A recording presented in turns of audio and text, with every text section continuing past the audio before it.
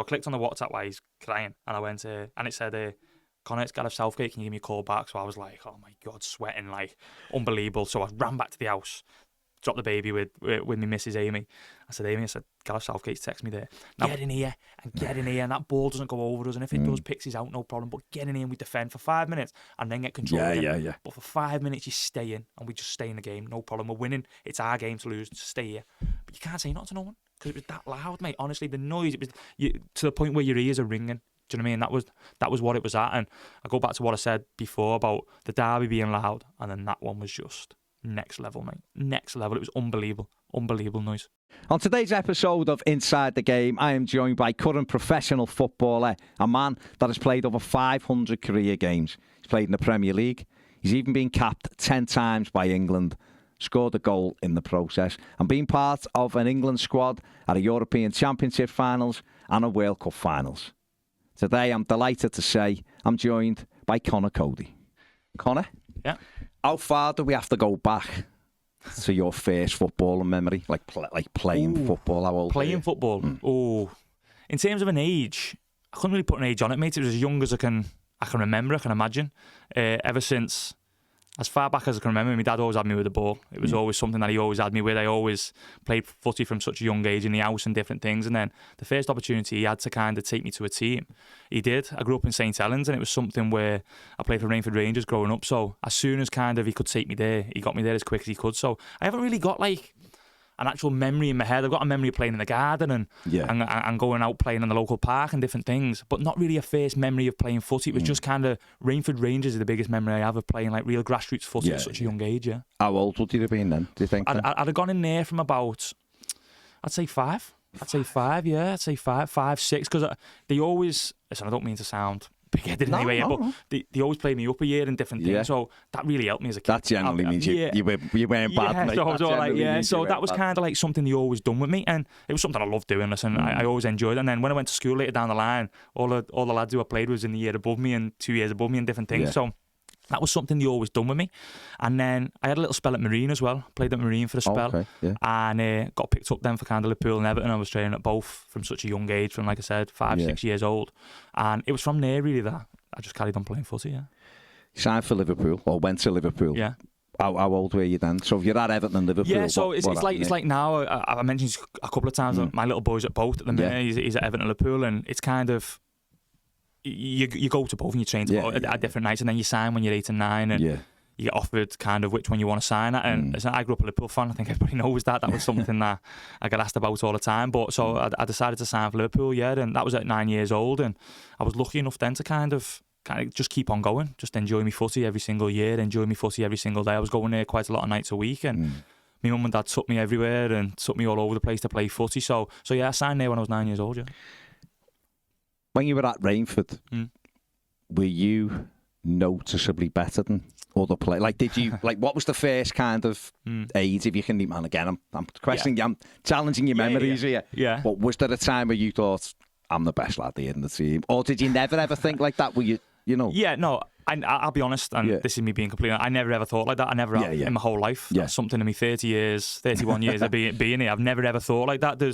I had a coach when I was younger, and I still speak to him to this day, Graham Fenney, his name is, and I see him every now and again. When we went to the World Cup, they done this thing kind of on the Lions Den where they get you on, and they got him on the screen. So he was obviously out in Qatar, and they got him on the screen. And it was just great to see kind of how proud he was, kind of speaking to me at the World Cup and different things. So I always remember him. I still speak to him now to this day, and he'll probably tell you that he tells me stories all the time about when he first see me, and it's great to listen to, and it's brilliant to hear. But I never once thought to myself that I was better or whatever. I never really understood playing higher up at that age either. Like I said, I played a couple of years up, but I never really understood it. It was just playing footy for me. And we used to play in a league at Robbins Park in Wigan. And I always remember we used to come up against Team Highfield Grange or something like that. They were a top side. But I used to have a good go, and it was only years after when I thought to myself, God, I was only a baby, and I was playing with kind of 7, 8, 9 year olds. Do you know what I mean? And that was something that I always loved and I always enjoyed. But Graham would probably tell you a bit more than me that I was all right. To be fair, well, you must have been. You've gone to Liverpool. What was that like, going to Liverpool, and then obviously progression through the age group? Yeah, it was brilliant. It was brilliant. Listen, it was something kind of, like I said, when you're a young kid, you don't really understand it too much. It's just playing footy. That's all I've done. I just played footy, and I just loved it. I was lucky enough to kind of play footy with the Liverpool kit on at the time, and that was just something I enjoyed doing. I'd go most nights, I'd train as hard as I could. I'd enjoy playing footy. I play footy with a smile on my face. That's something I've always done during my whole career, even to this day. So it was something I enjoyed. I managed to kind of go all the way through, and I got told when I was 14 that they were letting me go. It was kind of, when you're 14, you're going through growth and you're changing and all this, and I was probably struggling at the time. Can't really remember too much of it. And they told me they were letting me go, and I had a few months to kind of prove myself type thing. So I always remember, I've cried my eyes out, to be honest. My dad went in for a meeting with them, come home, and I was in the car going home. My dad told me, I cried my eyes out thinking, God, because I was there for so long. I was there from the age of 6, and then this was about 14 when they're looking at like scholarship level and different things. And he told me, and then from that moment, I kicked on a little bit. It was a weird thing. As a kid, it's hard, do you know what I mean, to understand what's kind of going on. And whether it was me who done it or whether it was just something where I realised I had to kick on or whatever, and I did, and I started doing really well, and that kind of got forgotten about. That conversation just got forgotten about, and I managed to sign my scholarship when I was 16, and then from there you go full time. Yeah. That moment where you're told that, obviously it's a hugely difficult moment, isn't it? Because your world comes crashing down, doesn't it?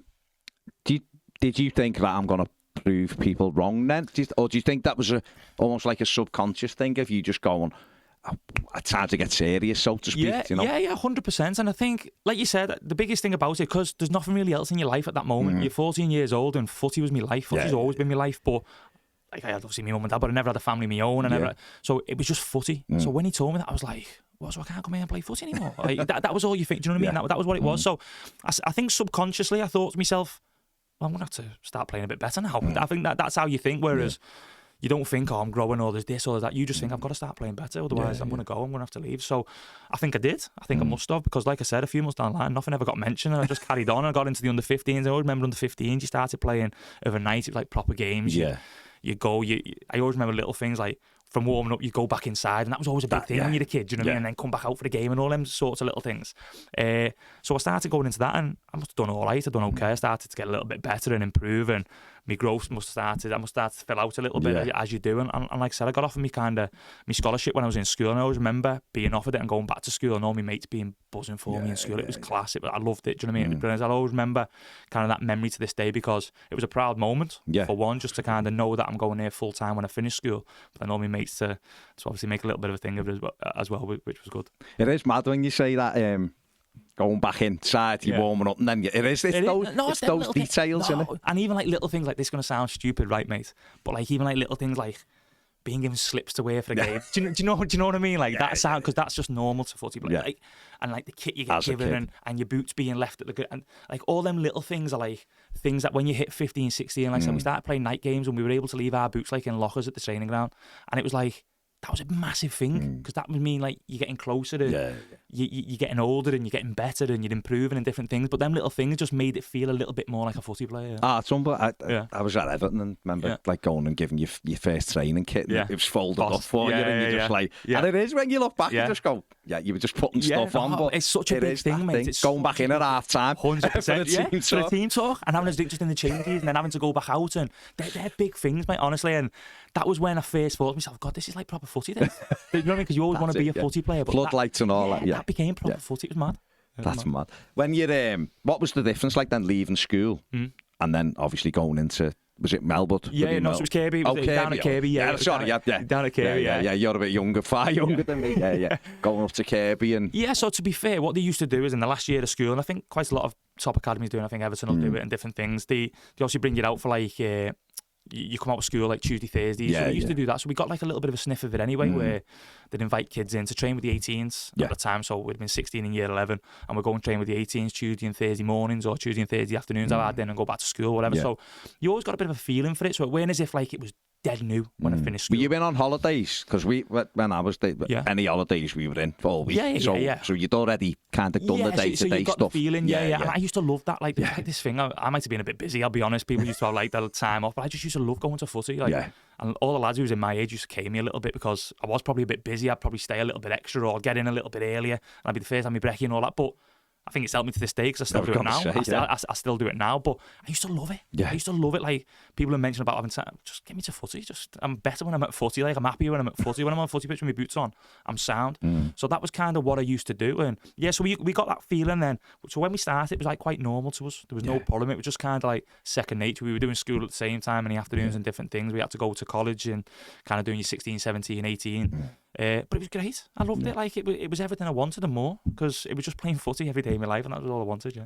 And obviously you're in the youth teams and stuff, and you've got them games every week. What was that? The buzz training all week, and you've got the game at the weekend. Yeah, and that's what footy's about. You train, and we had a good side. We had a real good side. I remember John Flanagan was in our team, and Suso was in our team. Andre Wisdom, Adam Morgan. There was some real good players. Jack Robinson, who's still going now at Sheffield United, and there was some real good players in our team. So we were lucky to go in every day and train with some top players and different things, but it changed because you go obviously into the Youth Cup, and then you've got a league on a Saturday, and you're preparing for a game, and that's what footy's about. I realise now to this day, footy's about training to prepare for a Saturday. That's all that matters, is the Saturday to Sunday. Whatever it is, that is all that matters. So you work your socks off all week to make sure you're ready come Saturday to win a game of footy. And I first learned that there kind of at Liverpool growing up, that how serious it was to make sure you're ready. We had a coach called Rodolfo Borrell, who's been at City with Pep as his assistant. He's now sporting director at Austin in America. Okay. A fantastic person. I love him to bits. Like, I still speak to him all the time now, and he was amazing for me. But he was the first one to kind of bring that competitive edge a little bit and go, "You're ready for a Saturday. No matter what happens in a week, you are ready for a Saturday." Okay. And that was when I first learned that, really. Yeah. You obviously come across as a well organised, great talker. That's everything I've seen from you, and obviously when you were at Everton and stuff like that was evident there. How early were you that? Was that put into you, do you think, by your dad, or was it put into you by coaches, or was it at Liverpool, or where did you get that from? Yeah, no, a lot of it was my dad. You've always been a big talker, as in on and off the pitch. Yeah, always. Like, a lot of it was my dad. Well, the biggest part was my dad. He was always somebody who kind of told me to kind of always be ready to help your teammates, always be ready to help people around you. Even if you're having a tough game yourself, you can always help people. You can always make your job easier. That was a big part of it as well, is in terms of making my job easier, to help people, bring people in, move people into position, help them in front of you, tell them to turn. Little things of pass the ball and tell them to turn. No one speaks now. I tell my kids now, speak. No one talks. There's so many phones and iPads and all kinds. And I've made in my house over iPads, honestly. iPads, my bane of my life. But yeah, so my dad was huge for that. So kind of, from what I can remember, I was always a captain kind of every single year group I was at Liverpool. I was always captain just because I spoke and I helped people, and it was always a big part of it. So my dad was big on that growing up. But even like in terms of speaking to opposition and speaking to other people, just to respect people and understand that everybody's playing footy, everybody wants to be better than you, everybody wants to be better. So do your best to be the best you can be for people around you, for yourself, and for everybody on the pitch. So he was huge for that. And then as I got older, I learned kind of how important I started to think a little bit more about footy. And then I obviously come through at Liverpool, where I had Jamie Carragher, and he was just non-stop. Do you know what I mean? He was in your ear. And I kind of started to understand kind of how big talking was, and not many people done it. And even still to this day, not many people do it. So I think it's such a big part of the game, and it was always something I wanted to bring into my game as I got older. Yeah. Is it mad when you go into these dressing rooms and there isn't, because you're obviously all professional footballers, you're playing at the highest level. Yeah. Do you look around and think, why are you quiet? Why are you quiet? Because you're naturally that kind of... Yeah, without a doubt. And I've always said in my career, listen, like I've just been talking about, you work to play on a Saturday. Yeah. All that you guys see, supporters, is a Saturday and a Sunday. You don't see the week. So we need to make sure we're ready to win on a Saturday and Sunday for fans, for the football club, for yourself, for your teammates. That's all that matters. So I always think to myself when I go into a club, whether I'm talking for myself, sometimes I waffle, like just because I need noise, It might just be stuff of, come on, let's go better, let's be better, let's be ready, let's make sure we're on the front foot, let's make sure we do this, make sure we do that. And a big part of it is kind of reiterating the manager's words a little bit. I learned under Nuno when I was at Wolves, in terms of, he always said to me, try and use the same words I use. And I loved that. Okay. I loved it. Like, I remember having a conversation with him, and he said to me, if I use certain words that maybe are wrong, or I've got a little bit wrong, tell me, and we'll use the same words in the dressing room. So it's becoming more frequent with the lads. So I'm saying it, but then you're saying it in the dressing room. Yeah. So for pressing in a certain way, you say the same. I was like, makes sense. How easy is that? That's mad easy, innit? It's so easy, but it makes sense because it's just the same messages all the time. So when I go into a dressing room now, I always try and make sure that I'm allowed to bring people together. I try and have a laugh with everybody. I try and go around everybody as much as I can. Try and do little things in the dressing room, but also on a game day, just to be as loud as I can, to create an atmosphere to know you're going into battle, really. Yeah. It is those little things, isn't it? Sometimes, you join up all the little pieces and they make the big differences. Yeah. When you say it, you go, does that really matter? But of course it does. It's huge. And like I said, I learned it a lot at Wolves when I first went there, but more when Nuno came in. I said, I love Nuno. I thought he was... He changed my life in terms of football, player and a person, and I just thought the way he went about his business and how he kind of approached the team and approached me as a captain and different things like that, just them little things were so important, mate, honestly, going forward. And not many people think it, but they were so important going forward. They really were, yeah. So you're at Liverpool, and obviously big Liverpool fan. Yeah. Got a bit of answer about that, haven't we? No. Hey, listen, doesn't matter, make any difference, does it? But you're at your boyhood club, that's the thing. You obviously captain, you're doing well. Are you thinking about the first team at this stage? As in, are you looking thinking, I'm doing all right, but I really want to play in there? Like, how does that come in? Or do you accept it? You're going, well, I've got to get to this and do this and do that. What's your thought process? I think a bit of both. I think I was certainly thinking about, I want to get there as soon as I can. And then what made it even kind of more close was that Raheem started playing when he was 17. So he was kind of in our group, and I remember going away somewhere, we were playing somewhere, and next minute he was starting the first team against Wigan at Anfield, and you're going, Raheem, he's playing with us, he's training with us 2 days ago, and now he's playing, do you know what I mean? So that made it closer, like fresh, even like real people in your team were kind of there. Flannel was playing and different things. Jack Robinson had a sniff of it, so it was close. So I was certainly thinking I want to be there, but I also understood that I've got to be better. I've got to be better than myself. I've got to be a better footballer. I've got to be better to try and make that step, because if you think about it, at the time I was playing central midfield and the people in front of me were far better than me. Do you know what I mean? They were far better footy players than me. So I had to get up to a level that I knew was wearing out at that moment in time. So yeah, I was certainly thinking about it, and it made it even more close that people in my age group were having a sniff of it as well and actually getting games. Yeah. You were in. I'm just looking through the notes here. You seem to be in and around it from what I've read, and I remember mates who were Reds, and your name had come up even though you haven't played, because obviously the whistle on the wind, innit? The noise on the wind. This midfielder, Conor Coady, blah blah blah. But it took a couple of years really for you to get into that, and I've just seen it. Angie Macha, I can never say that. Say the second name. Makalakala.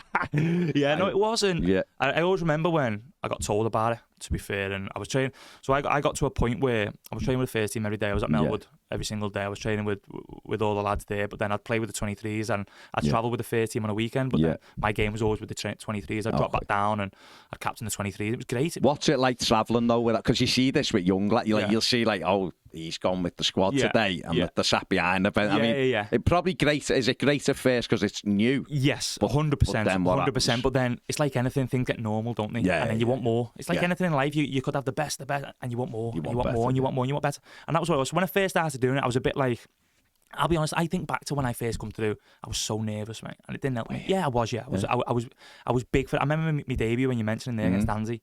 I remember giving a pass away. Right, I was playing centre midfield, playing centre midfield. We played 3 at the back. He changed the whole team. There was loads, went to Russia and different things. And I would give a pan, and I was devastated. There's a video of me when I give the pass away. I always remember it. I put my hands on my head. I give a pass away. So what? You give a pass away every day, like the amount of day.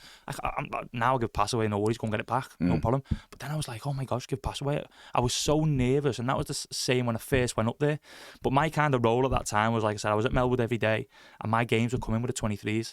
So when I got told I was playing that game, we obviously knew this game was coming up in Europa League, and he was going to make changes. So everyone's then thinking, I'd love to get a game in that, love to get a game. And we had Mike Marsh. He was a bit like the bridge from like the academy to the first team. That was what he was. So we always helped the young lads who were kind of at Melbourne and different things. And he come to me and he said, "Con, you going to play on Thursday night?" or whatever it was. So I just froze. I was a bit like, Jesus, like, can't even get like my mum and dad there or nothing, like middle of nowhere. Do you know what I mean? So he told me I was going to play, and it was a proud moment. Of course, it was. I come all through the academy and different things, and it was something that I'll remember forever. I think. Did it settle down after you gave that pass away? No. I was still nervous. I was just nervous. It was freezing cold. I remember the day. It was freezing. They played in a different ground because there was something going on in the area where they were from. So we played in Lokomotiv Moscow's ground. So it was this massive ground, and it was in Europe, and I was just nervous. This was a team I'd watched kind of all my life, and I was playing in it. Do you know what I mean? So I was really nervous, and I just think back to that. I don't remember anything else that went on the game. Just that pass that I give away, and I stood in the middle of the pitch, my hands on my head, and I think back to it now. I go, what are you doing? Just go and get the ball back. Don't worry about it. You give the ball away. It is what it is. But I think as a young lad, when you've got that much kind of feeling for the game, I think it just builds up in that game. It is really difficult, isn't it, as a fan to try and put yourself in that, but you were a Liverpool fan, and then the next thing you got a Liverpool kit on. You're playing in a competitive match for Liverpool in Europe. was it how you expect? Do you know what I mean? Because you work and you're playing for Rainford, then you go to Liverpool and you build, and all of a sudden your kit is laid out, but this is the first team. This is real. I tell you when it become real, and when you see your name. As soon as you see your name on the back of a shirt, that's it. Do you know what I mean? You think to yourself, oh my God, this is it now. This is like I'm here. As soon as you see your name and a number, that is it. It just changed everything. And even to this moment now, like even now when I go in and see me kit kind of hung up and you got Coady 4 on the back of your shirt, or last year when I was at Everton, it was Coady 10, and you go, it's a pinch me moment really, because you go, it's proper, innit? Still? Yeah, still, 100% still now. Brilliant. 100% still now, because this is a game like I've loved all my life. I love it, and I love it for the rest of my life. Like I'm obsessed with footy. Footy's everything to me. So even going in and just seeing it now, so when I first seen it, I was a bit like, again, it just added to nerves and just added to, and I think back and I go to myself, I should never have been like that. I should never wake myself up as much as I did, because I couldn't give the best of myself. I couldn't in that game. I couldn't give the best of myself because I was so waked up, because I was playing for the first team, that I was tense, and I was like, I kept it easy, and rather than maybe playing a pass through line, you just safe, yeah, 100%. I was safe, and it was just kind of do things right, be simple, no problem. And I think back now and I go, just wrap a ball through the line, or if you lose it, no worries. But it's different, isn't it, when you're a young lad? Yeah, you couldn't. You can, I suppose you can't prepare for that though. No. So you look back and be like, why didn't I do this? But who's to tell you to do that? That's what's so special, kind of, when you go back to like them young lads kind of over the years. And that's what's so special about them when they burst on it. You go back to, we were talking about Wayne Rooney before, what he was like at Everton. Yeah, he had no care, did he? No. He came, there was no press, there was no nothing, no fear.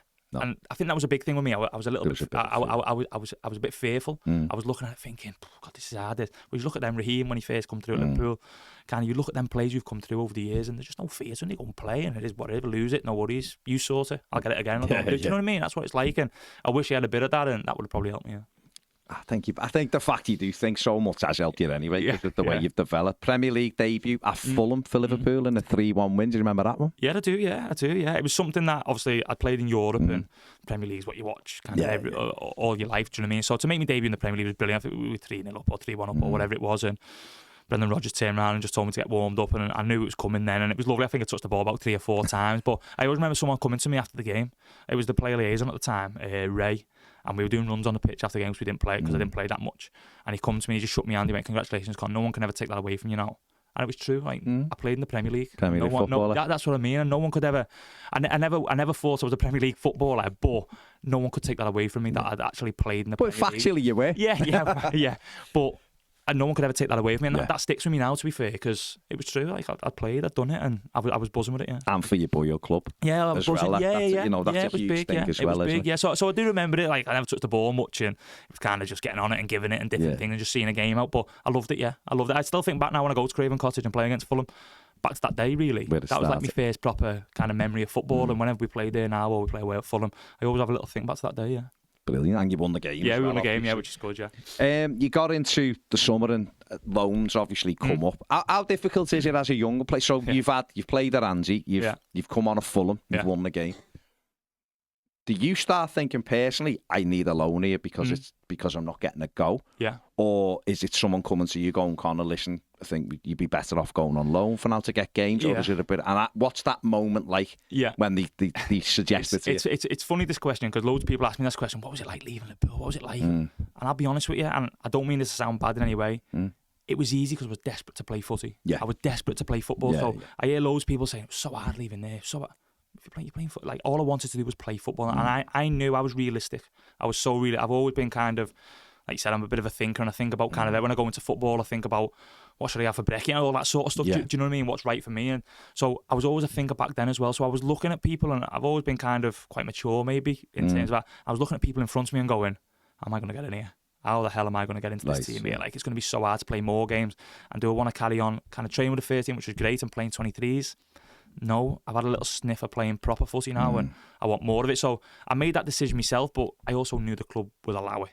You know what I mean? I knew the club would allow it. And so we were kind of, people who were looking after me at the time were like kind of looking for options and different things. And I don't know how it came about, but the club suggested Sheffield were interested in different things, and straight away I jumped at it. It was, I think back to that season, one of the best seasons I've had. I loved every minute of it. I signed under David Weir, who was manager at the time. Brilliant. Good lad. I loved, first and foremost, like one of the most nicest men you can ever meet in your life. And we had Lee Carsley there, and I still speak to Cars now to this day. Another legend, nice fella. Oh, legend of a. He used to be the best. He used to join in boxing. That was the best player by a country mile. He was brilliant. Yeah. So I went under them, and we had a tough start. We started the season really well. We won a couple, and then went on a little bit of a bad run, and the manager ended up leaving, and Nigel Clough came in. And he was amazing for me, absolutely amazing for me. Like, in terms of just old school, it was down the middle. It was, listen, you play this way and you play. You don't do this. You're out. Don't worry about it. It was literally as black and white as that. That was how it was. And he had me as more like, he started playing as me as more as like a number 8, like a box to box midfield. We played 3 in midfield, so I'd gone from playing sitting midfield to, because I could run a little bit. I was young and different things, and I always remember him saying to me, "But Shane can't run now." No. That's why we get young lads to do the running now. So you seen that last year.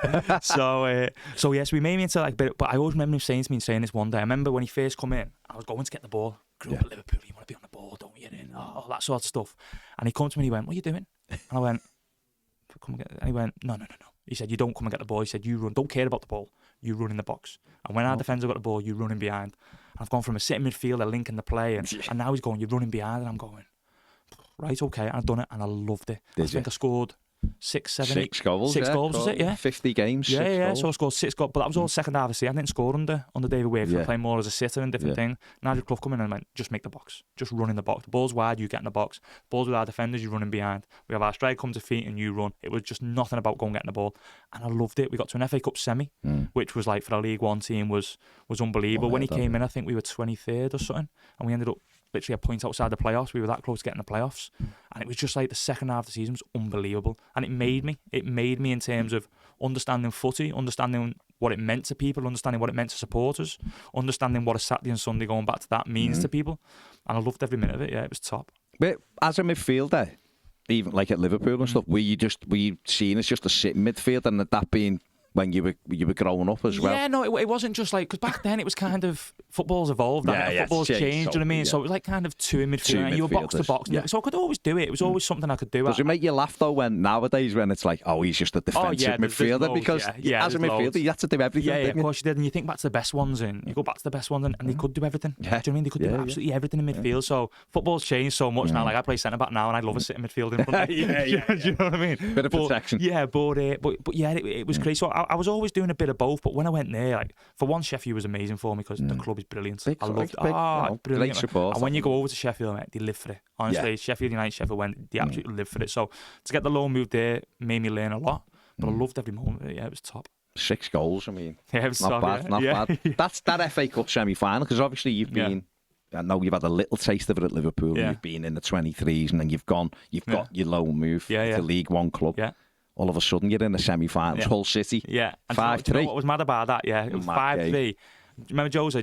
So I'm good mates with Joe. Yeah. So I'm real good mates with Joe now, and he played. So I remember him signing for the club. I think it was under David Weir. I remember coming in the morning, and he just sat in the dressing room. We just both burst out laughing, just like, how we both go. Do you know what I mean? Just a top lad. Yeah. Love him to bits, and a top footballer, by the way. Top footy player. But anyway, we got to, and he scored in the semi. He scored the second, I think it was. So we were 2-1 up, and he'll probably tell you as well. We come in at half time, and back then it was, I think if we'd have got to the final, we'd have been in Europe. League One club in Europe. Just because of the way it worked. So we come in at half time and we all just burst out laughing. The gaffer, all the staff, all the players just burst out laughing, and we went, we can be in Europe, in 45 minutes if we just keep this going. League One club in Europe, it's never heard of it. It would have been crazy. Yeah. So we all had a bit of a giggle, and the gaffer was like, listen, keep going, this, that, and the other. Then second half was tough, full with decent, and like I said, we stayed in the game for as long as we could, and we kept it going and got to 2-2, 3-2. I ended up 5-3 in the end. But the day itself, I had all my family there. I think I had about 50 odd tickets or whatever it was, and it was just going from kind of going on loan, playing 23s footy, to now going on loan to now playing at Wembley in front of 85, 90,000 Sheffield United fans going ballistic, and I played 90 in the game, and it was top, mate. Honestly, I loved every minute of it. Were you nervous that day?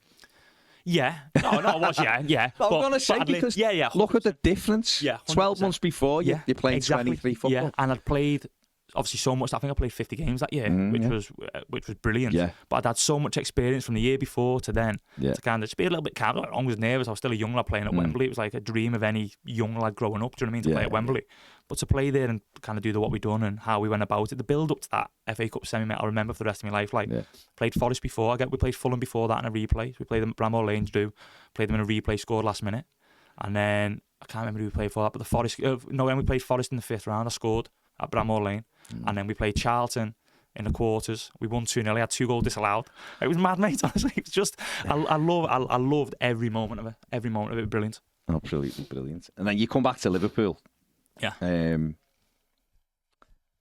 And then when you come back, so you've had a great season of 50 games, 6 goals. I keep mentioning it, keep mentioning, just let people know, Got FA Cup semi-final. And you've returned to Liverpool.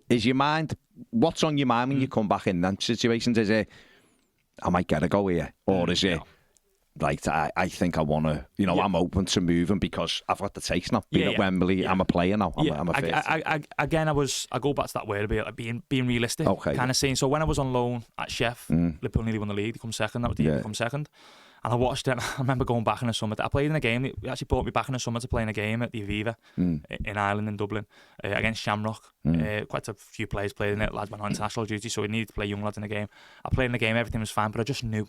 I knew deep down, I knew, of course I did. Like, I wasn't silly. Like, Liverpool were doing really well at the time, and there were players in front of me. But how difficult is that? Because it's like that self-awareness. Because obviously, as a kid, and we all have dreams, and you all think, I can play that. I can play in the Premier League. I can play for Liverpool. So how? Because you see some players, they just hang on and hang on and hang on, and then the career goes because they haven't done what you did. So, do you think you're just a bit more realistic than a lot of people? Realistic's the word. I was maybe matured a little bit as well, because I'd had that season out on loan, and I keep on going back to it, but I loved every minute of it. So I was realistic going back in terms of, like I said, I always thought about footy a lot. It was all I ever thought about it. I kind of went back and went, right, who's in front of me? Right, they're in front of me, and Gerrard's in front of me, and Henderson's in front of me. I'm going, I think Lucas Leiva was about at the time, or players like this, Joe Allen might have been about. I'm thinking, I'm not going to get in there. I'm not going to get in. I'm not going to get in. So it was always kind of that conversation of going back and saying, let's have a chat with them and let's see what the plan is, because they might have something totally different in mind, which I don't think they will, but they might do. So I remember going on pre-season with them, and we went to America. I played in a couple of games. I remember playing against AC Milan at Charlotte's ground. It is now massive ground. It was boss. I loved it. Yeah, I loved it. Yeah, played in that game, and then literally the day before we were coming home, Brendan pulled me and he just said, "Listen, got a couple of options for you. Got Leeds and Huddersfield. Leeds and Huddersfield at the time, and he gave me a bit of advice. Obviously, on going to Huddersfield and different things. I think Leeds were going through a bit of a tough time at the time. All different owners and different things. And so the next day he said, you can go to Huddersfield and we'll sort that for you, no worries. And he was great with me. He was sound with me, just in terms of giving me a little bit of advice and what he thought was best for me, because I think he understood that I'd been there all my life, and that was kind of a thing that was going on. So they organised it, and I was knackered as well, because obviously jet lag and all that coming back. I was up about 3-4 in the morning, and I remember going doing my medical at Huddersfield, but I wanted it. I mean, I wanted it. That question you said to me at the start about, was it hard? And I get that question all the time, and it wasn't. And I don't mean that to sound bad in any way. I really don't. But it wasn't, because I just wanted to play footy proper. Like, you call it proper footy. You call it proper footy. I just wanted to play footy proper because I had that year of it, and I was just desperate to do it again. That's it, isn't it? Your journey is coming through to be a footballer, and then how good can we get? So you go off to Huddersfield for $500,000. 3-year deal. Did you learn a lot there as well at Huddersfield? Was that the progression just from Sheffield United, as in playing regularly? Yeah, and going from League One to kind of the champ. That was always the progression as well. That was always the goal in mind, to the next one be the champ. But I always remember signing there, and when I signed there, the owner, Dean, at the time, it was brilliant, by the way. I went in there, and Mark Robbins was manager. And when I went in, the first day I went in, he went, listen, if you play this season, we'll sell you at the end of the season. And I was like, I was just literally day one of signing. And he went, that's the model of the club. The model of the club is we sign young players, and if you play and do well, we'll sell you. So I'm like, that is mad. That, like, I'm signing for a club, I'm so excited, and all of a sudden I'm getting. It was just a bit mad, but I said when I signed, and another one when I signed there, Mark Robbins was manager. I remember picking a number, so I was number 10 at Huddersfield. Right, number 10. That's like a playmaker, isn't it? You know, we all put number 10 with Messi and all this sort of stuff. Blah blah blah. So why did you choose it then? Well, so the 6 goals. So this is what I mean. So I signed there. I remember Mark Robbins saying, "What number do you want?" So I went, "What is that?" Like, I've never been like one who's like majored on numbers. And that, you know what I mean? Like, it is what it is. So he went, "There's 2." And I was like, "Nah, not going 2." No. And he went, "There's 10 and there's 17." Now I was 17 at Huds, so I went to him. "I'll have 17." Sound. And he went, "Nah, take the 10." I went, "No, I can't take the 10." And he went, "Take the 10. It'll be sound. Take the 10. I want you to take the 10." I went, "No, I can't take the 10, I can't, it's a big number." And he went, "No, take the 10. So I did, and then I knew a few people in the dressing room. Vaughan was there at the time, Vaughan, I'm good mates with Vaughan. Lee Peltier was there at the time. I remember getting into the dressing room, and then like, the boys just going, why have you took the 10? What's going on here? I'm not having you as my number 10 and all this. So I signed in and took that. But I loved the season. Brilliant. Again, I played 45, 46 games, and it was top. The club, what it stood for, how it went about its business, the people there. I loved everything about it. And to be fair, they stuck to what they said. I played 45, 46 games, and they sold me literally the year later. And it was kind of like, I just remember getting a phone call in the summer. I was due to go back in. I just got a phone call saying, listen, we agreed a fee with Wolves, and that's that. Off you go. And I was like, sound. Did you do a few Cruyffs when you had the 10 or no? Did you try to bring a couple of players? I tried. I'm not saying it came off, but I tried. You've got to try it. If you'd have won the 10 and not tried a couple of little tricks. I think they thought they were getting another player, because I think I only scored 3, I think, at Huddersfield, where I scored 68. So I think they thought, we're getting a midfielder who could score goals, and I scored 3. I think one was a cross, and it was like, but goals are goals, mate. Yeah, but you say they didn't create for you. That's all you say. You know, Sheffield United created all sorts for me. Loads for me, but I loved it. I loved it, mate. Yeah, it's top. So that move to Wolves, obviously, big club as well. Winning in the Premier League, then obviously, but £2 million, your values going up now, going through the years. I mean, what was that like? That was, you know, you're still a midfield player at this point as well, aren't you? Yeah. I signed there as a midfielder, and said they signed me for that. And that year I signed, they just missed out on the playoffs by goal difference. So I was looking at it going, was huge. I'd played there a couple of times. I played them in League One when I was at Sheffield, and they were brilliant. They flew through League One. I think they got over 100 points, and they flew through it. And then obviously they just missed out, so they'd gone up and then just missed out on the playoffs. So I thought it's a massive opportunity for one. It's a huge football club. And who was the manager then? Kenny Jackett. Oh, Kenny Jackett. Yeah, brilliant. He was brilliant for me. And listen, when I went there, it was tough because we lost Benica Phobie, who was our main striker. What was his name? Saka. The winger. Saka. So we just lost him as well. I think he was up in the summer. So we'd lost a few players. So when I went there, it was a tough season. I think we ended up finishing 14th, 15th. It was poor. It was a poor season, a really poor season. We weren't great, but I think for my development, I'd had a good couple of years, and I went there and it was kind of like, this is different. Because supporters were expecting. They were expecting you to be better than 14th, 15th in the Championship, and they were on you a little bit and different things like that. I played quite a lot of games. Don't know how many games I played, but I played quite a lot of games that season. But I think that was a little bit of a learning curve for me in terms of that was proper footy, but it was a crowd that expects, and it was a crowd that, listen, this isn't good enough, so you need to get better. I was going to say, because they are a vociferous lot of Wolves, aren't they? And is that when they're challenging you like that, do you grow? You have to, don't you? Sink or swim? You've got to grow. If you don't, then you don't play, or you're not seen again. Do you know what I mean? Yeah.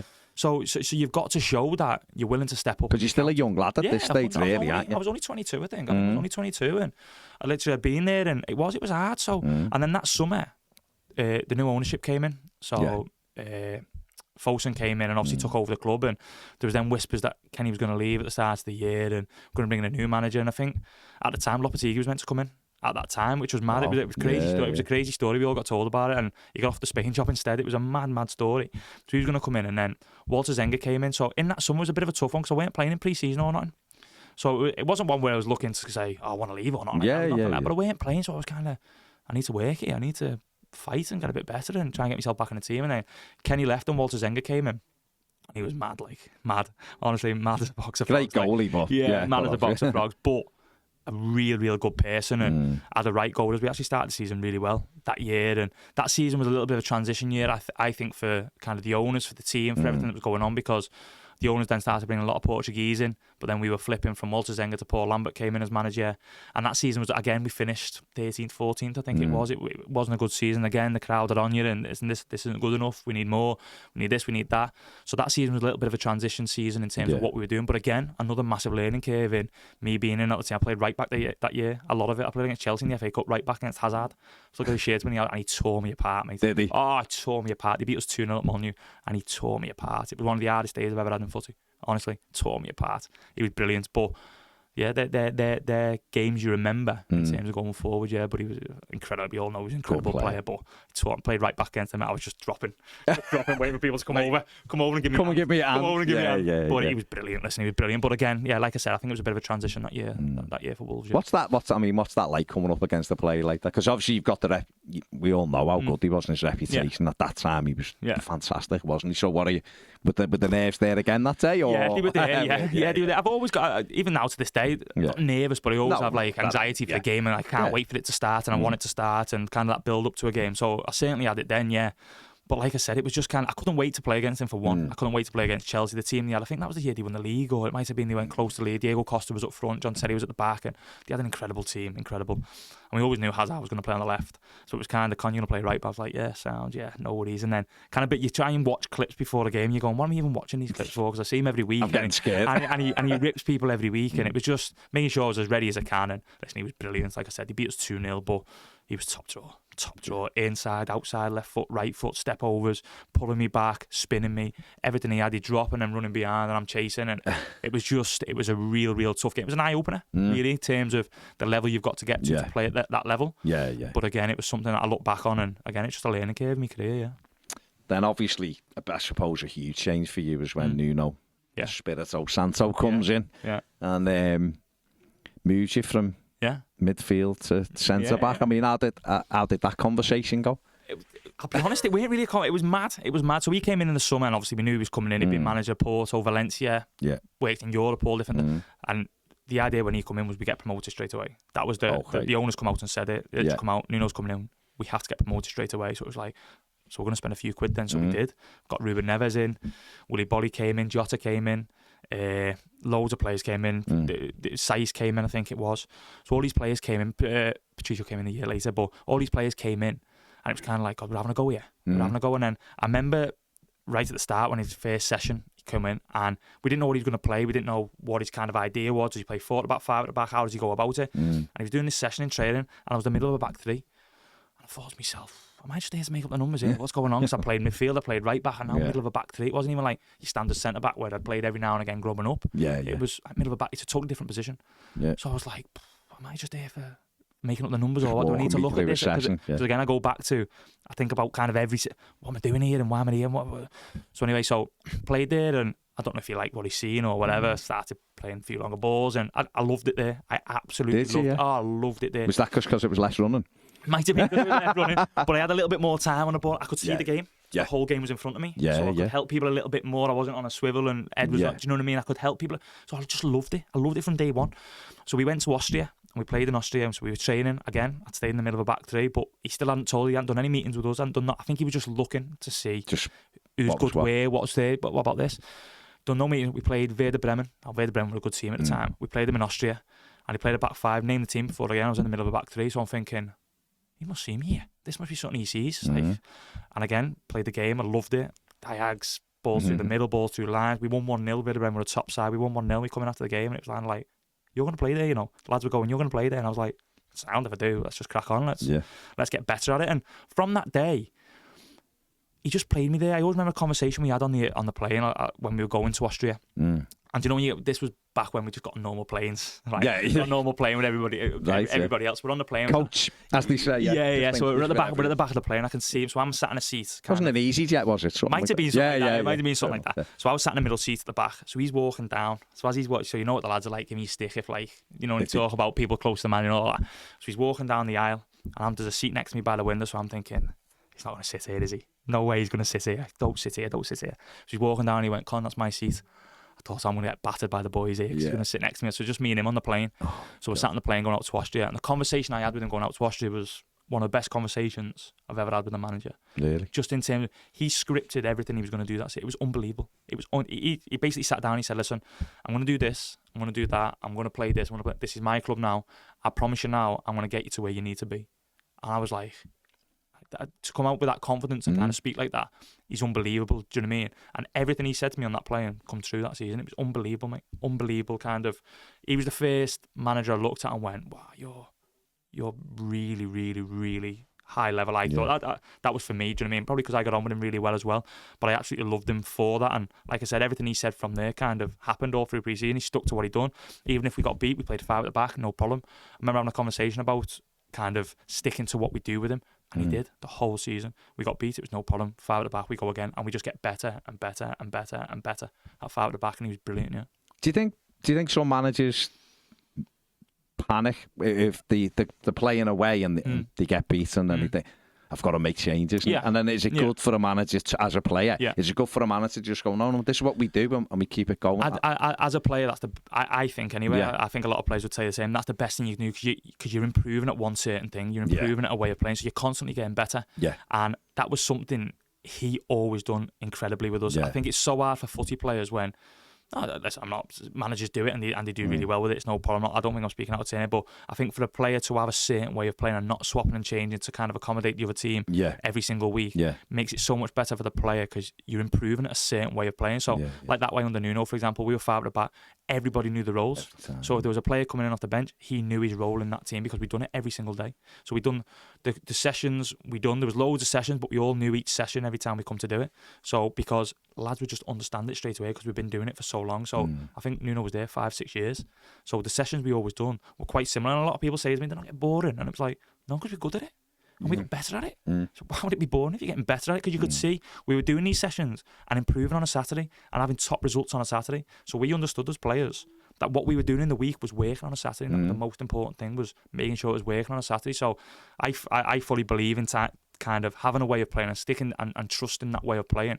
And we certainly done that under him, Yeah, I mean, it goes without. I mean, look at the 2 7th place finishes on the run. I mean, Wolves get promoted that year. Neves is scoring volleys from outside the box. I remember. And I was like behind it against Derby. But going back to it, when we got promoted that year, he had a conversation. We were training one day, and even when we got promoted, he didn't stop. Like sometimes when teams get promoted, it's just kind of like, let's enjoy the rest. He just went bang, bang, and just kept on going. It was like, Jesus, this is proper. Do you know what I mean? And I remember we were training one day, and he kept me out on the pitch after training, and he pulled me to the pitch, and not to the normal pitch. And he stood me, and he said to me, if you're taking our line up the pitch now, our back line, where'd you go to? So I said, where's the ball? So we said, we're their centre half, for example, here, and he's on the pitch. And I went, right, we'll be about here. He said, right, next year, this is when we've been promoted.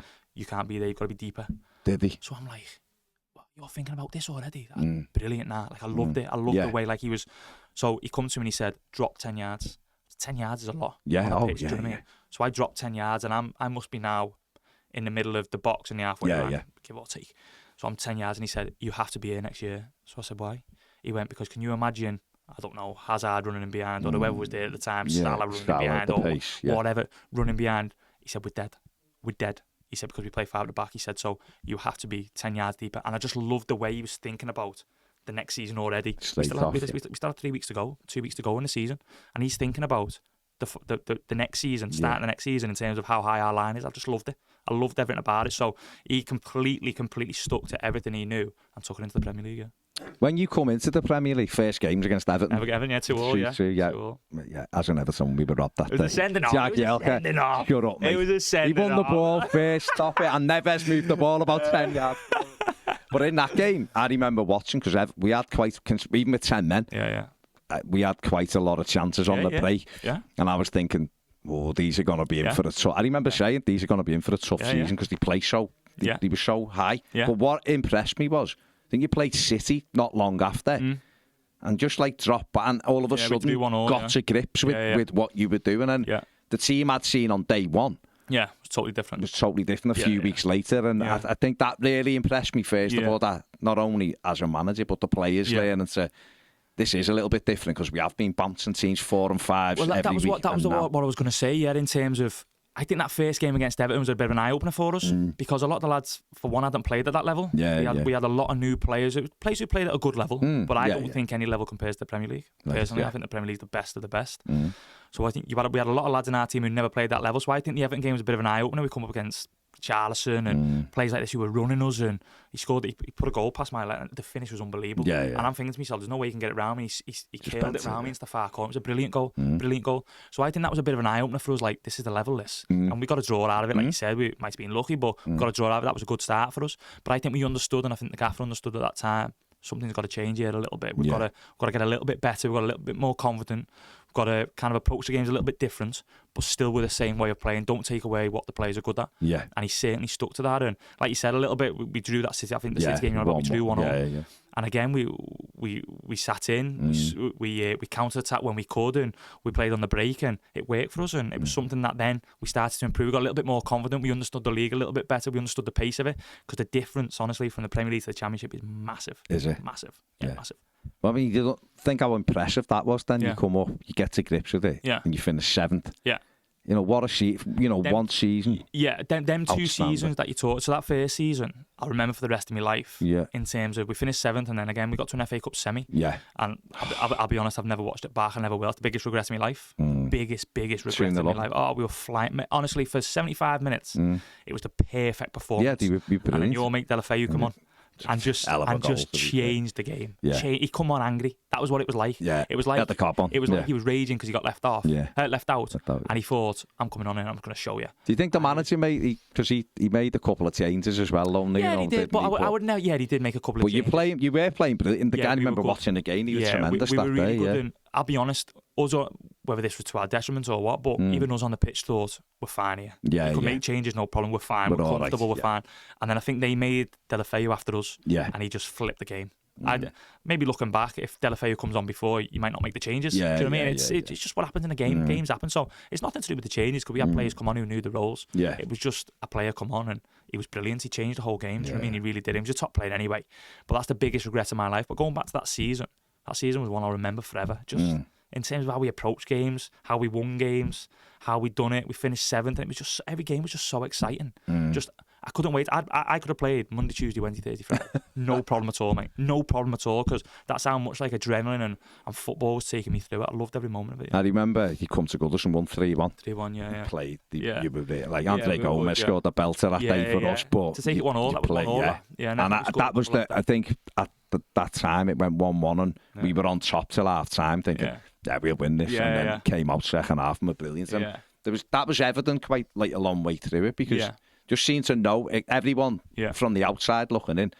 Wolves just seem to be this team. They all know what they're doing. Yeah. Well coached. They've got threats. The pitch, good defence. Yeah. And it looked seamless that first season. People might have been then thinking, they've just had that, got up, had that bounce. To do it the second season. I mean, the second season was arguably more impressive because you were coping with Europe as well. Yeah. Well, the second season was better in terms of points as well. The first season, mate, we finished 7th, got into Europe on 57 points. I'll remember it forever. And in the second season, we got 59 points and missed out on Europe. It was mad. It was mad. Yeah. And that was playing in Europe as well. But the second season was incredible, mate. Honestly, European footy. And I hear this thing all the time of, is European footy going to hinder? I hate it. I don't get it.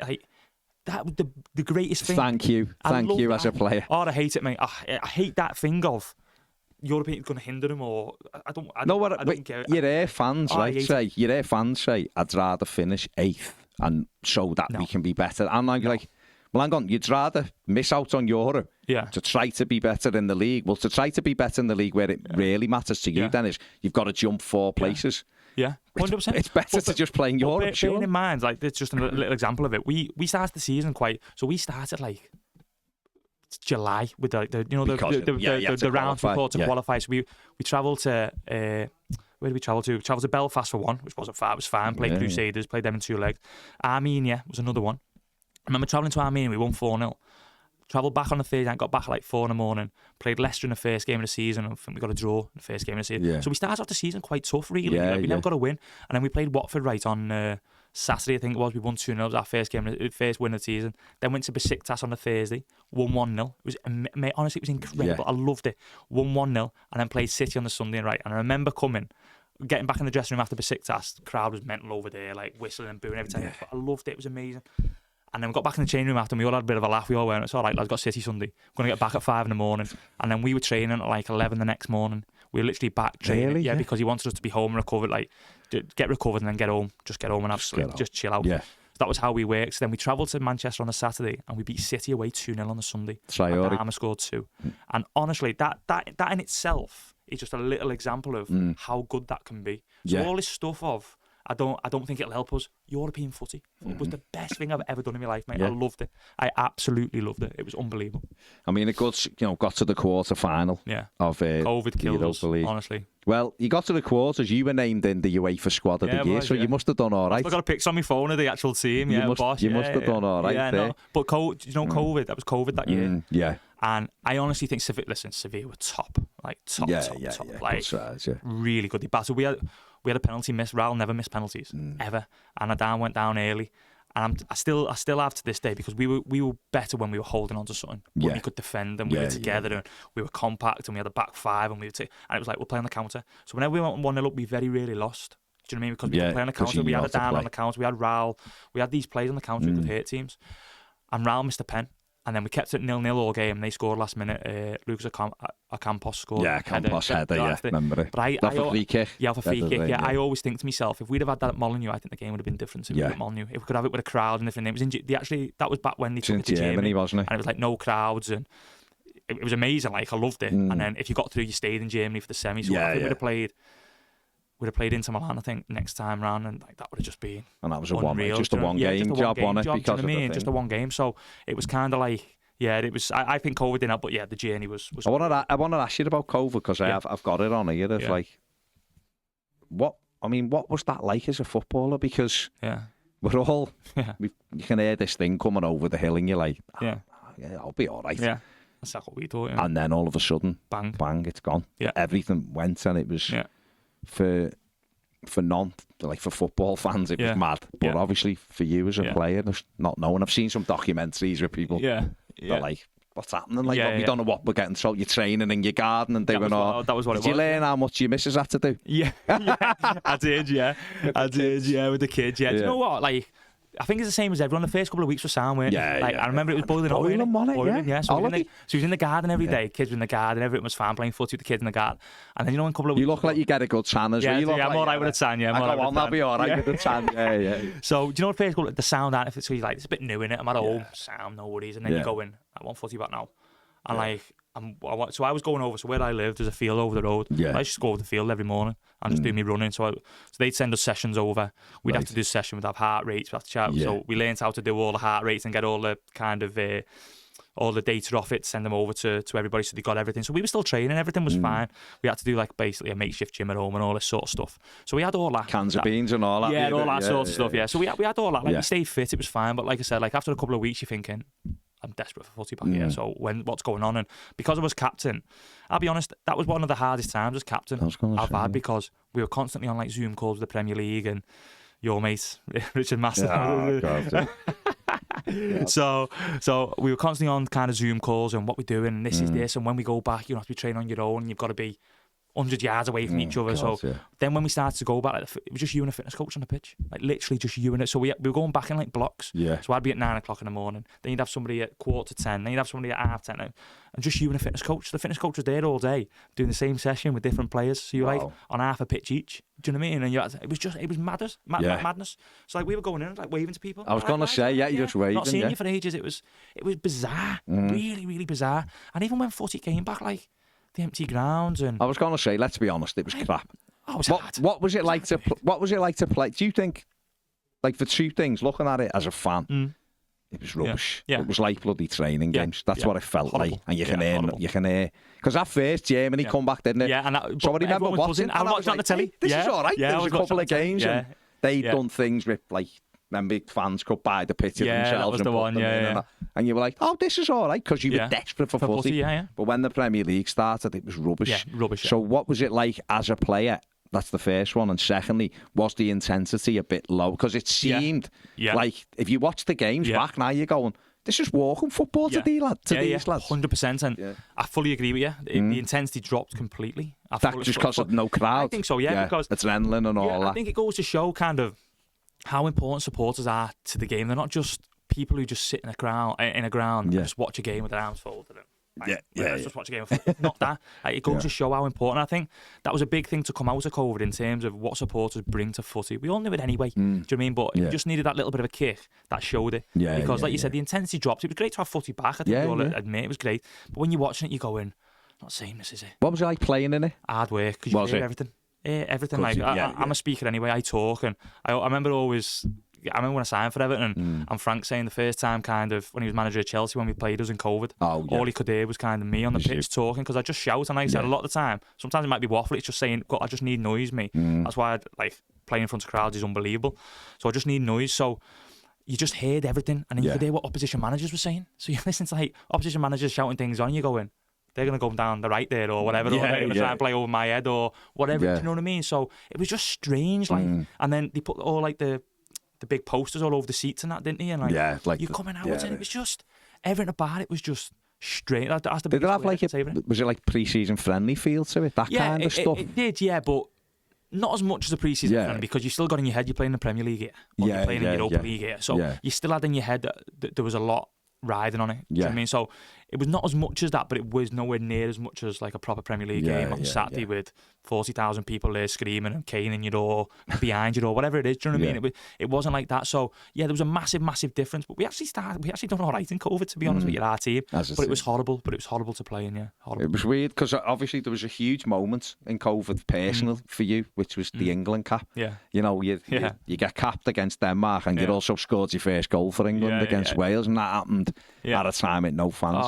And so what was that like? And family could family? Your family they couldn't went go there. out. That's what I mean.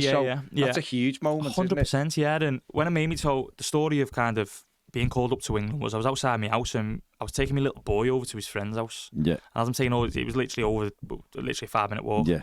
So I'm taking him over. And he fell over going over, right? So he's having a bit of a whinge and that. So my phone's going in my pocket. So do you know when like your head's shocked, get a baby? Makes it the baby. So I pull my phone out my pocket, and I had like a missed call for a number and a WhatsApp off that number saying. So I clicked on the WhatsApp while he's crying, and I went and it said, Connor, it's Gareth Southgate. Can you give me a call back? So I was like, oh my god, sweating like unbelievable. So I ran back to the house, dropped the baby with my Mrs. Amy. I said, Gareth Southgate's text me there. Now bearing in mind, before I started getting picked for England, I always used to, like, I might be a little bit old school, but I always used to watch Sky Sports News to see what the squad was. Oh, did you? Yeah, just because, not because I ever expected to be in it. No, just interested. You know what I mean? Just watching it. So like, I was always a massive fan of it, really. So just watching it, so getting this text message, I was like, oh my God. So I went back, rang him back straight away and said, blah, blah, blah, this, that, I had a chat with him. He asking me, like, kind of how the summer, because it was literally, we had hardly any summer, so we only had a week off. So me and Amy went to Croatia with the kids, come back. And it was literally the day after I got this phone call. She said, how's your holiday been? I know you had much of a break. And he just said, listen, we'd love to bring you in. So that to me was like an absolute dream come true, mate, honestly. The whole thing about it was it was unbelievable. Like, I had goosebumps talking to him. I told him on the phone, I said, like, this is just unbelievable for me, this. And he said, listen, we'd love to work with you. I've watched you for loads of years now. I remember you when you was a kid playing for England, blah, blah, blah. And he was brilliant with me, mate. Honestly, he was so good with me. So for us, for the family, it was the proudest moment I've had kind of in my life. It was unbelievable, and going back to the game in COVID, at that time I didn't really care because I was playing for England. I remember getting told I was playing in the game against Denmark, and it was a big game as well. I think it was a Nations League game, and Denmark were a good side, a really good side. I mean, they had some good players, and they played a back five in the game. And again, I just played in the game like I played for Wolves. I played a few diags, I got on the ball, I moved it, I played it, I talked, and I just loved it. I loved like the whole thing of playing with them players and playing with who I played with, and just playing for my country was something I remember forever and ever. Yeah. So that Wales game, then obviously that you to score for England. Yeah. I'm fuming that there's no fans there because I'm just thinking, imagine that's the. But, I mean, obviously you could see on your face you'd be delighted to score, but do you look back now and just think, just imagine if because it's horrible, isn't it? Every day, it's horrible. Every day, mate. Honestly, every day. Yeah, and. That I never slept that night. I didn't sleep after it. I was up all night, mate. Basically watching it back. I'll be honest. I was watching it back, but like just a million messages. I always remember getting a million messages on my phone, and it was just unreal. Like, just the feeling of it. And then even that game, I think that was my second or third cap. Second cap was it? Yeah. And I remember Trips going off, and he gave me the armband, and he was going off. Put the armband on my arm, so he just come up to me and put the arm. And that feeling, mate. That night, I'll remember forever. And I've got a video on my phone, and it said the kids kind of, so obviously I scored, the kids were in bed on the night, so my missus watched it, she was jumping around the room and different things. So the next morning she recorded all my England games. So next morning the kids get up, and I've got a video, and she videos them, and she goes, guess what, boys? And he go, what? They're half knackered, all down face like that by 6 o'clock in the morning.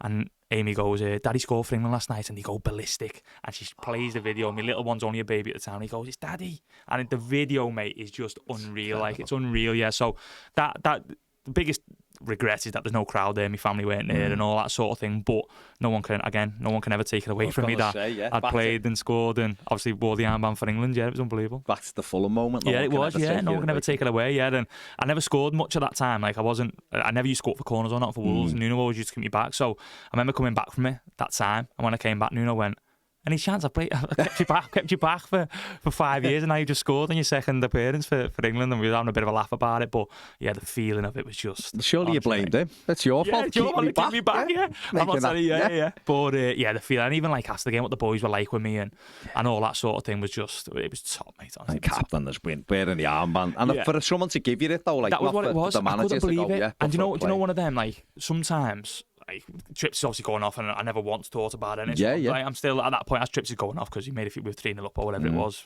organised everything. And trips just come up to him and put it up like that.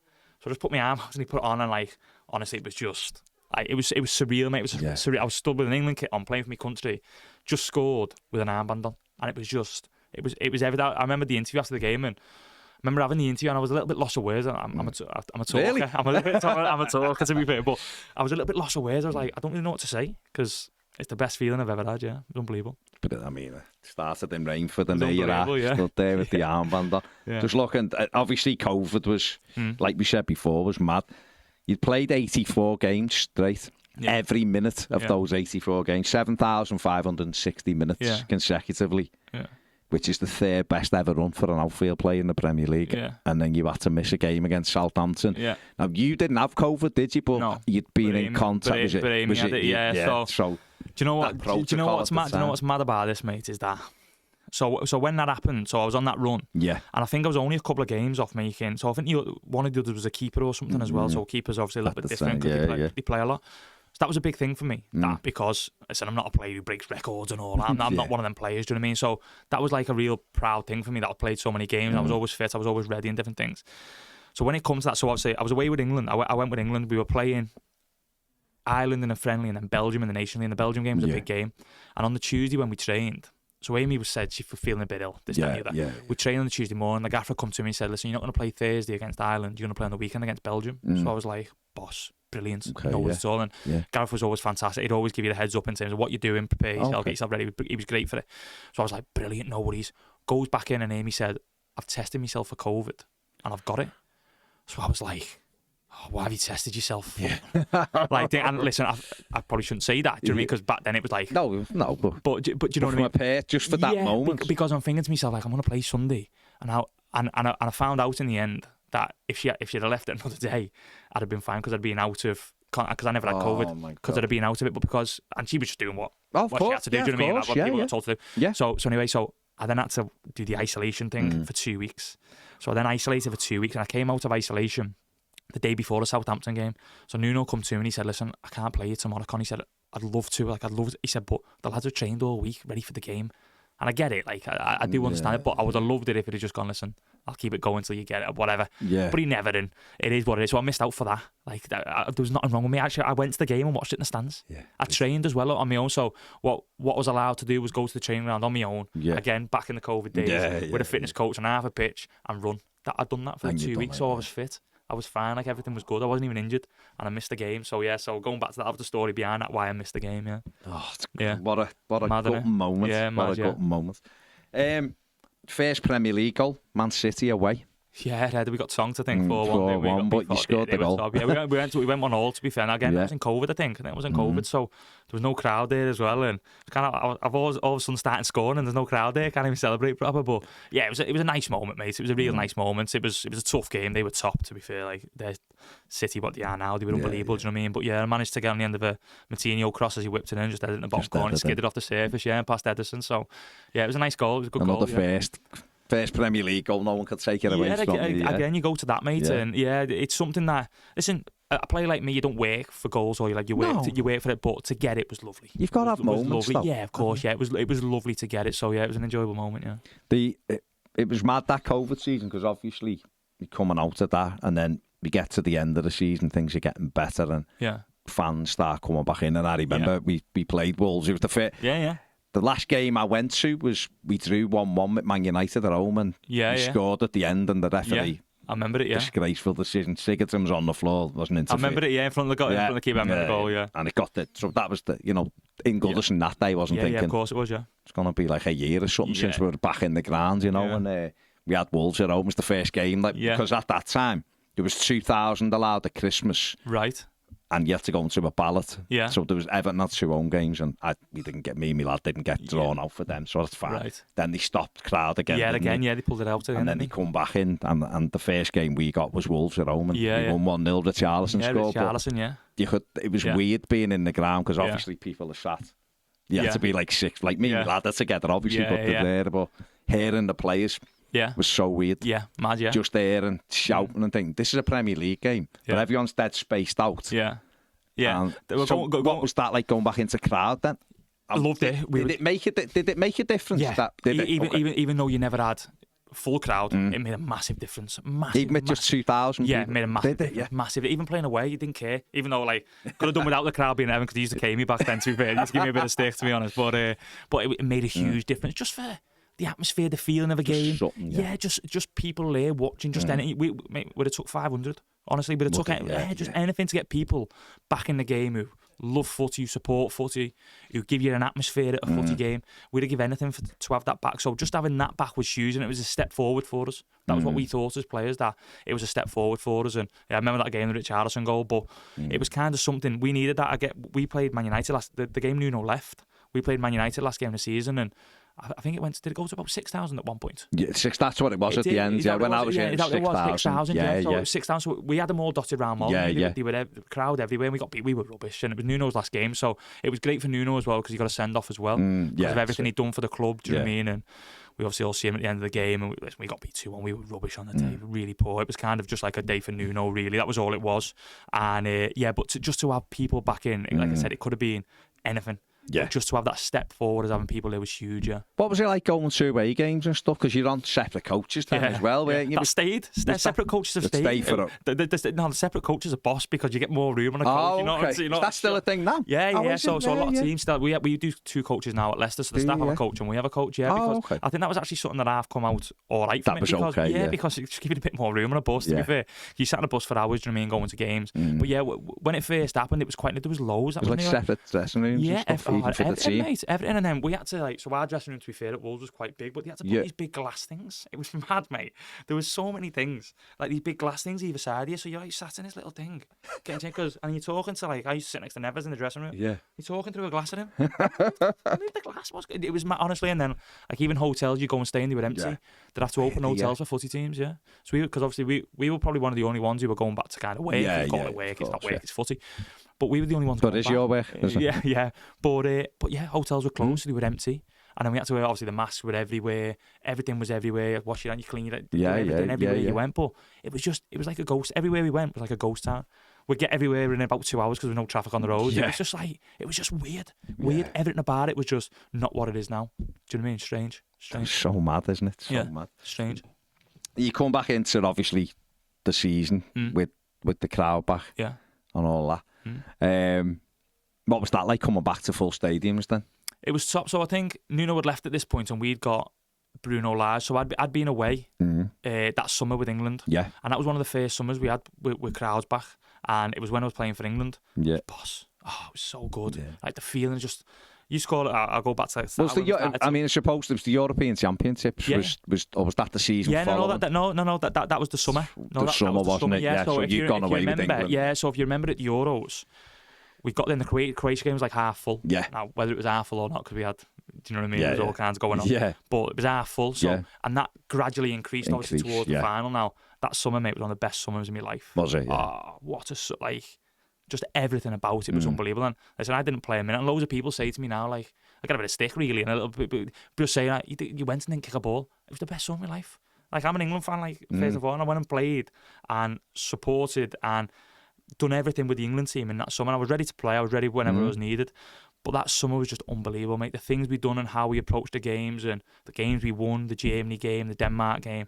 That feeling after the Denmark game in the semi-final of everyone on the pitch singing Sweet Caroline and the whole crowd behind you is something that is just, it's like words can't explain that feeling after the game. It was part of the squad, though, aren't you? Yeah, it was unbelievable, mate. I loved it. I loved everything about it. And was there opportunities that he should have put you on? Come on, be honest. There was more in the World Cup. It's only nearly the World Cup there was. Yeah, so the World Cup there was. If I think back to the game, probably not. No, Scotland, Croatia was close, weren't it? Different things. Yeah, they were close games, So, but just it being at home as well was a big thing. It was like a home tournament as well, and kind of the one where I thought I might have got on was Ukraine in Rome. If you remember, we played Ukraine in Rome. Yeah, we battered them, didn't we? But do you know what, mate? I weren't actually that. I was just loving every minute of it. Do you know what I mean? I was giving the best I could. You've got. You've got a different perspective, I think, to a lot of players. Though I think you can see that anyway. It's like the way you're organised, the way you are, the way you're positive, the way you do. Yeah. I think some players, probably a lot of players, are more selfish, maybe. Yeah. And I think Just probably the way you are. This is probably why you do stand out from other players, because you do have that perspective for everyone. Well, I'm doing my best to make him better and all that. Yeah. That's such an amazing attitude, I think. But I don't think everyone shares that. I don't. Yeah. No, I think it's important that you understand kind of your role in the team at times as well. And in that England team, so a lot of the sessions, honestly, mate, with footballers, a lot of the hardest sessions are the lads who don't play the day after the game. Solid. Right, yeah. Because the lads who are training it want to play the day before, so you don't really want to be doing that session because you want to be doing recovery because you want to have played. So when you go there, some players have a little bit of a cob on. It's like, I didn't play yesterday, so what's today? What's the point? So and then because the lads have probably won the day before, like they did in the Euros, you ain't going to play the next game. So now lads are then thinking, I'm not going to play the next game, am I? Right. Instead of just going, let's just go, let's just work, let's just push the lads as much as we can. So if he does call on you, or someone's ill, or someone's injured, or whatever, you're ready to go in. If you've got a cob on here, you're not ready to play on, because we'd have another game in 2-3 days. Do you know what I mean? So it was kind of that thing. So it was pushing the lads as much as we could in training and making sure they were ready and pushing everybody in training, but making sure I was ready as well. And I say to people all the time, this isn't me saying I don't want to play. I'm desperate to play more than anybody. But at the same time, like, how lucky are we that get a chance to go to the Euros? When what would you give to go to Euros? What would you give to play for Everton? Do you know what I mean? Like, you'd give anything. So we're in that position. So are you really going to waste it by just have the track? That's what I'm saying. That's what I'm saying, innit? Like, my mates would give anything, mate. Anything. So I mean, in terms of so why waste time having a cob on because you didn't play the day before? Don't get me wrong. Don't be happy. I'm not sitting here saying I'll be buzzing that you've not played. That's not because I'm not buzzing. I've not played. But still give the best that you've got. You're still training right, and then have a cob on when you go in. Go back to your room and speak to your dad and go, listen, I'm not happy with this, or whatever. But when you're there, do it right and push yourself. So that's the way I look at it anyway. I might be a little bit old school in terms of that, but I see a lot of players the way you look, the way you've said there as well. But the whole summer was just it was unbelievable, mate. Yeah. Back in then, so Bruno Lage takes over, and that season you end up passing your 300th appearance for Wolves. Yeah. Scored the winner at Goodison as well. Yeah. Fuming with you for that one, Another time got a bit of stick, Well, you know. I think it was just the way you give a little wink. No, it wasn't a wink. It wasn't a wink. It wasn't. No, to be... He scored the mate. He scored an header. I wish he still... I wish Bruno would have done what Nuno did and left you at the back. But no, with that season again, I mean, you're playing... You know, you finish with, 30? You play 38 games every game, 4 goals in the Premier League. That year, which I was creeping up on a Sheffield United. Good haul, that. So, you're obviously well established. You'd already, 2020 signed another new deal at Wolves. So, at this moment in time, you're integral. Yeah. You're playing, you're scoring the winner. You're playing brilliantly, you're involved in England. You get to that summer. When you went away for your break at the end of that summer, was there any indication whatsoever that that was it at Wolves, basically? That was the strangest summer of my life. Honestly, I've not said this to anybody. I've never spoke about it because I've never felt the need to. But well, I'm asking you. So it's absolutely fine, mate. Yeah, it's absolutely fine. But it was the strangest summer of my life. So when I finished for the summer, nothing. I got picked for England. I went away in the summer with England. I think I played against Hungary. Lads played a different game, but whatever. We've been away with England. So, and then when I come back from England, I was meant to have 2-3 weeks off, whatever it was. Can't remember. And the club got in contact with me, said, so Bruno had just been appointed. No, Bruno had been appointed the year before. Yeah. But would you come back earlier? So I said, yeah, sound. Whatever, yeah. No worries, I'll come back. Yeah. Went back, that's fine. So back training, and he was working on, so we were always a back five team. And there was always this stupid thing with me that people used to say, well, it's like, he can't play in a back four. No one had ever seen me in a back four. Nobody played Nobody I'd ever see, because I'd always played in a back five. No one had seen me in a back four. And my thing was always, if you want to play me in a back four, make me better in a back four. No problem. I'm not standing here going, I can't play. Make me better. Like, I'm the most open-minded player ever. If you want to play me up front, make me better. No problem. If you want to play me right wing, make me better. Where's the he can only play in a back four come from then, do you think? Just simply because people had only ever seen you in a back five? In a back five. Which is that's like saying that was all I got. A midfielder can't do this job. That was all I got. And like, no one really kind of gave me that chance to play. So anyway, we came back and he was working on a back four. And I remember we played a game in pre-season Burnley at the training ground. We won 3-0. And he played kind of his 11. And then second half I played with the kids, which was fine. I'd just come back in. No worries. Played with the kids. Played, won, whatever. Fine, no worries. And then we went out to Spain for 2 weeks. And again, I was thinking to myself, now's the time I want to be kind of integrated now with the squad. Like, I've come back a little bit late, that's fine, but I've still come back early. Now I want to be... And again, it was just kind of his team, and I was playing with the young boys or whatever. And he used to do this thing, Bruno, where, and by the way, I'm not saying anything out of turn here, like but he used to do this thing where he'd play a game on a Saturday for like his team, and then play a game on a Sunday for everybody else.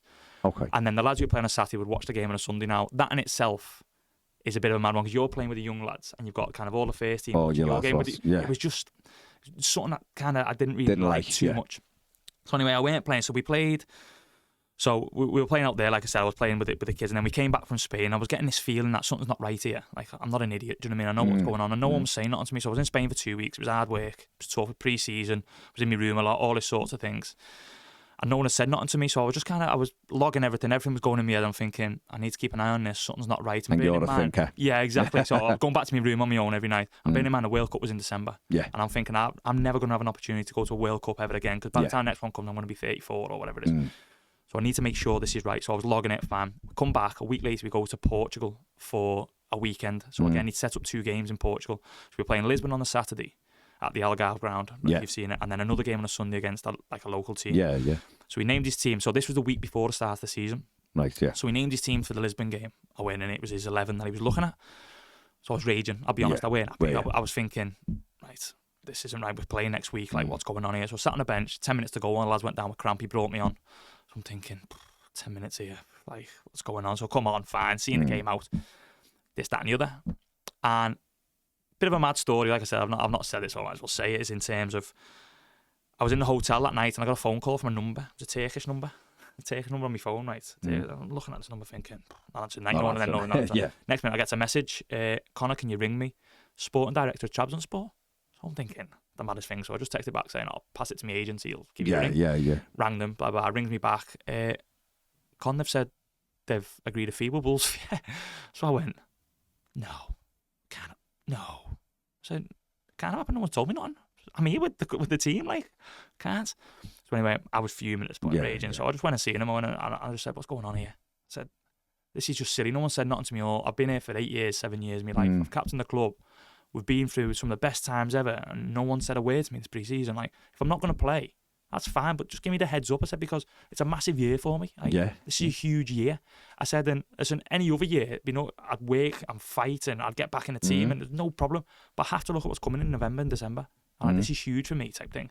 So you're like, no, we've said no to it. I said, well, did you not think about telling me? Like, it's fine if you said no. I said, don't get me wrong, it's fine. So anyway, that was that. You might want to tell the sporting director that he said no to it. It was the maddest thing ever. So anyway, I had the conversation, and then I played the next game with the kids on the Sunday.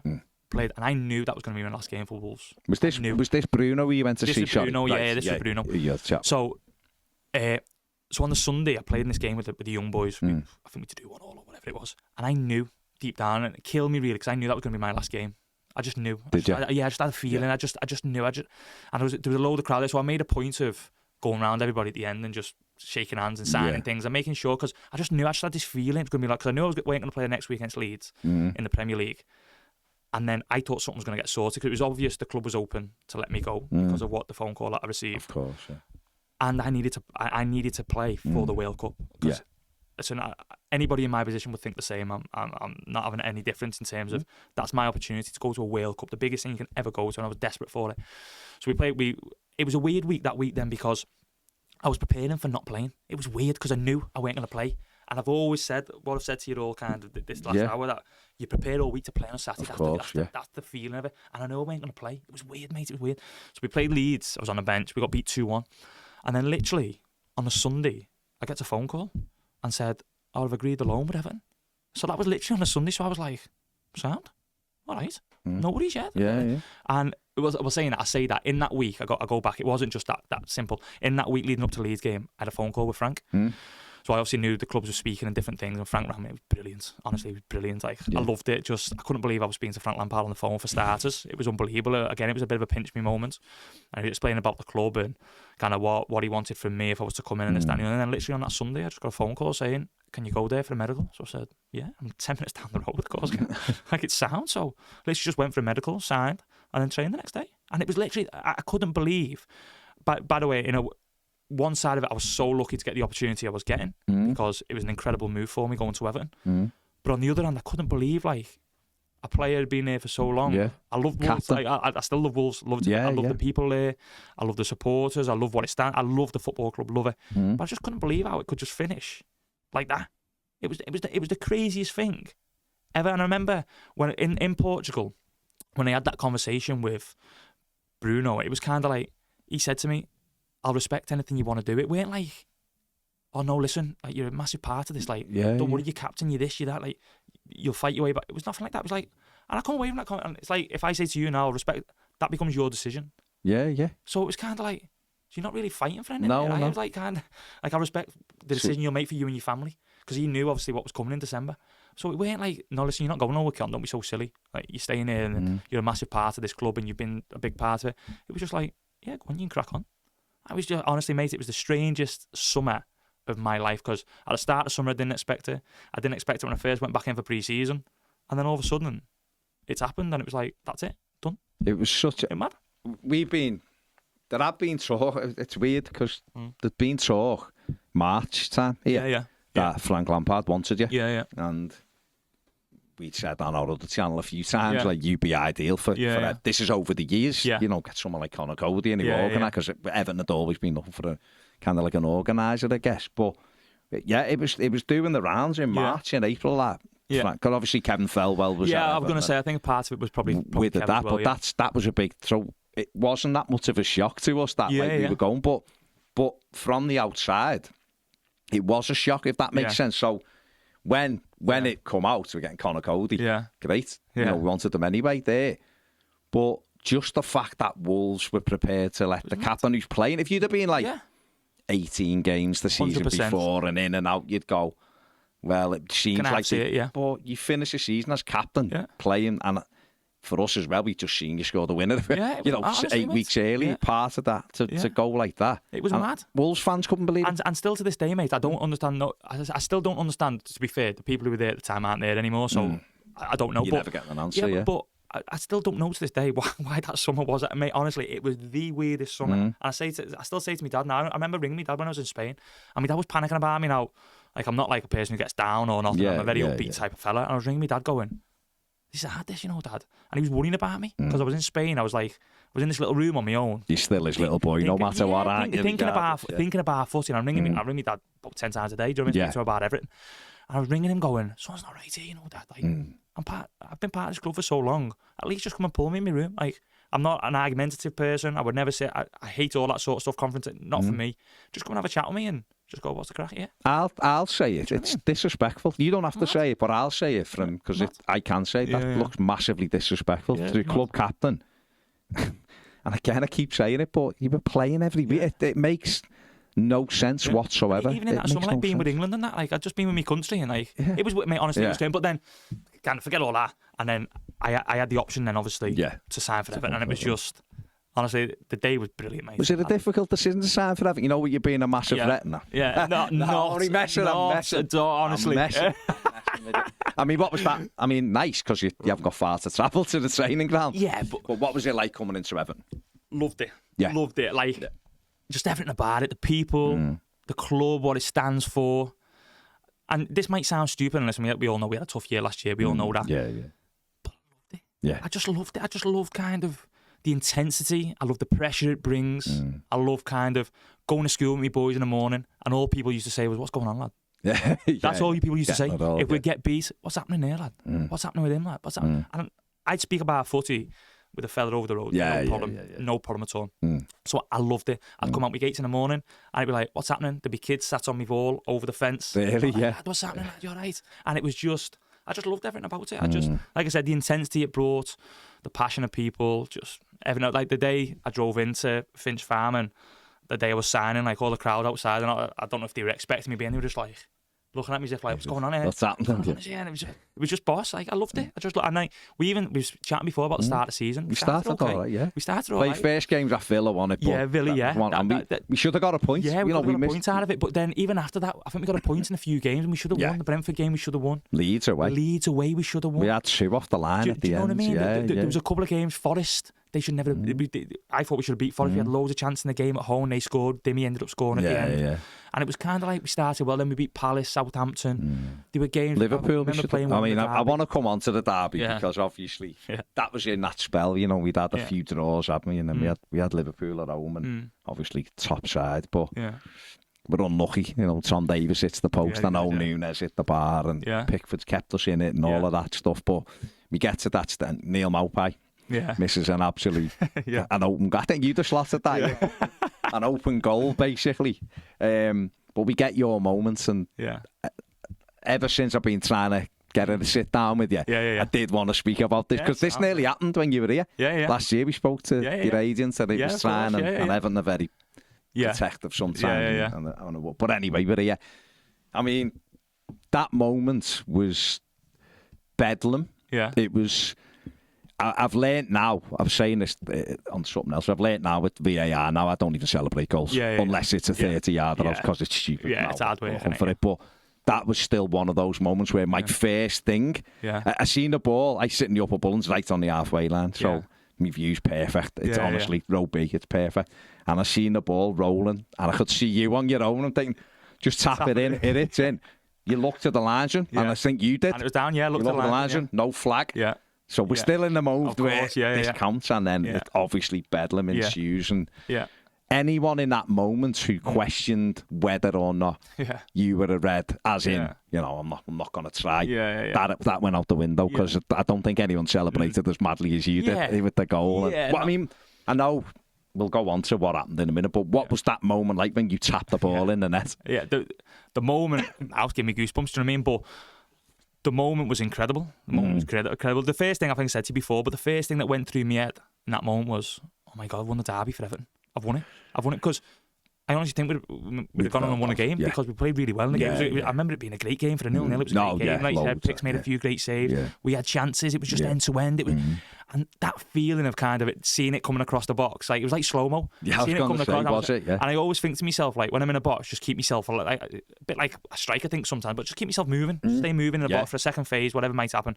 And it come across, and I just coming across. It was like slow. I'm thinking, oh my God, it's coming to me, and there's no one in goal. just put it in the goal, and that was it. And then I turned and obviously looked at the thing, and it was down the flag, and that feeling just kind of, when I watch it back, still watch it back now, of course I do. I'm a human being, do you know what I mean? I watch it back, and you know, when you talk about our limbs, Gladys, do you know what I mean? It was mad wearing it, but what was the noise like? It was unbelievable, definitely. Was it? Because I want to ask this about play, because we're experiencing it, watching you, but what's it like for you? The noise in that game and the noise in the Bournemouth game at the end of the season, mate, was something I've never experienced in my life. In my whole career, I've played 500 games. Never in my career have I experienced a noise like the derby when the goal went in, and like Dukes's goal, and 5 minutes after Dukes's goal, in the Bournemouth game.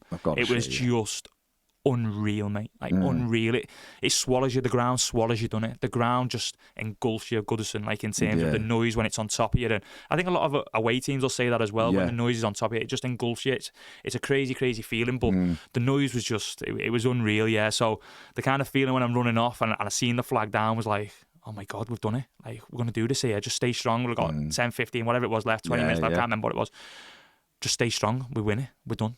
Do you know what I mean? And that was it. So when it got this loud, listen, it was horrible. It was horrendous, because I remember having my hands on my knees and looking at the park, and because I was thinking to myself, please, just, if any bit of luck in the world, just please have someone's toe or someone's foot just the other side of where whatever my body is hanging over it. But yeah, listen, it wasn't. But I remember the game. The game was really, really, I remember it being a really good game, and we actually played really well in the game, to be fair. It's mad, isn't it? Because when people have looked at that again, it's James Milner. Yeah.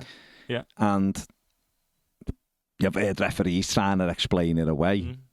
But the worst explanation, I think, come from Dermot Gallagher, who said Milner doesn't make an attempt to stop the ball.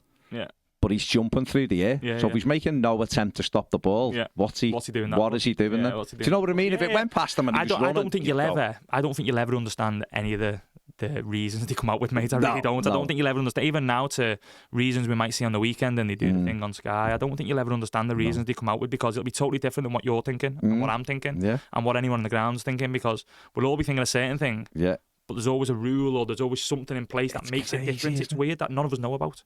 It's weird. Even us as players. Even us as players. Which is bizarre. We're playing in the Championship this year and we don't have it. And literally the game just flows. It just flows. Now, listen, I know what I do understand is that the Premier League is a much higher level. It's a much higher tempo. So you might turn around and say we need it for decisions, or how quickly decisions are made and different things. But it's totally different. Do you know what I mean? So I don't think you'll ever understand kind of the reasons they come out with. I really don't. But are you seeing, playing in the Championship, are you seeing worse decisions then? No. As in, that's what I was going to say. Is there a huge gulf in decision making? I don't think so. And don't get me wrong, I'll be honest, there's ones you look at and you go, yeah, it's not a foul, or you might have a cob on with a foul, or referee gives, or you might have a cob on with, he's not give that penalty. But that's always been football, hasn't it? But you know how quickly you get over it when the game just carries on? Because there's another decision 2 minutes later, and there's another decision another 2 minutes There was one the other week, and let me ask you about this while we're just on it. You played in the FA Cup and win at Millwall the other week. I've seen a video of Tom Cannon running through and gets shoved in the back. The referee. Yeah. What did he say? It wasn't enough for him to go down. So my argument, so I'm the one who talks to him, so I said, he's about to score. Yeah, he's a striker. So and he's took him down. So it is enough to bring him down. So sometimes I think that I've heard that excuse quite a lot of times. It's not enough to bring him down. But he's about to score.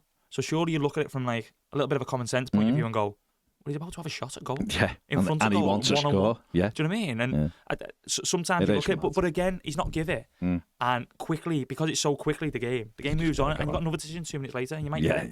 You know what I mean? So I don't know. I don't know what's right or wrong. We could sit here and talk about that, couldn't we? We could, couldn't we? But yeah, I don't know what's right and wrong. But going back to that one, I think on the reasons, I think they'll give you a reason that you'll never ever know about. I really do. What I think is mad about that is that could actually have changed our season. And I know people can go, it's one result, but we know how big that game is. Well, it's a huge game. We haven't beat Liverpool at Goodison for a number of years. I mean, they've mainly been draws, to be fair. Liverpool haven't won that many either, but. That could have changed. Could have changed Frank Lampard's tenure, you know. Yeah. But like you say, Everton done all right. We went and you scored your first goal for the club in a win at Southampton, which was, we just conceded, and I think we scored very quickly. Great finish, Connor. Yeah, nice one again, just 2 yards out, just tap it in. But you're good movements. Good movements. Yeah. Onana will say deliberately headed it down to you, but and he did. Yeah, well, I thought he might do, and then Dwight McNeil scored. And then we followed that up with a good home win against Palace and a really good performance as well. I think we were excited at that point, weren't we? I certainly was. Did you feel like things were going? I could feel.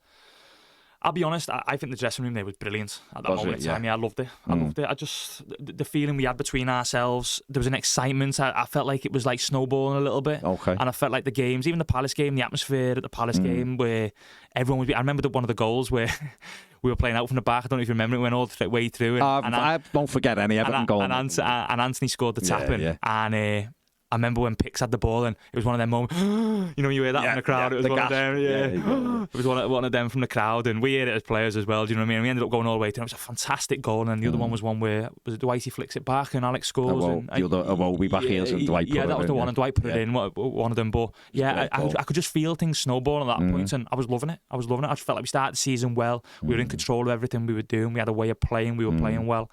And I was loving it, yeah. Was it, just before we go on to that, was it difficult going into the dress? Because obviously you'd been captain and you were well established at Wolves. I'd seen loads of those little interviews that you do and the players are there and you're always leading it, and it all seemed like you were totally in control of what you're doing. Then all of a sudden you're going into, you're on loan from nowhere, and you're going into Everton's dressing room, and I've had the pleasure to have met Seamus on loads of occasions. Well, you're going to ask me about I want you to ask me about him. Well, I'm going to ask you about him in a sec, but what was that like going into the dress? In fact, just a quick one, he was at our church on Christmas Eve with his family. Was he? For it, and boss. Had about 20 minutes with him. He's a legend. Just a great fella. He's a legend. But what was it like going into that?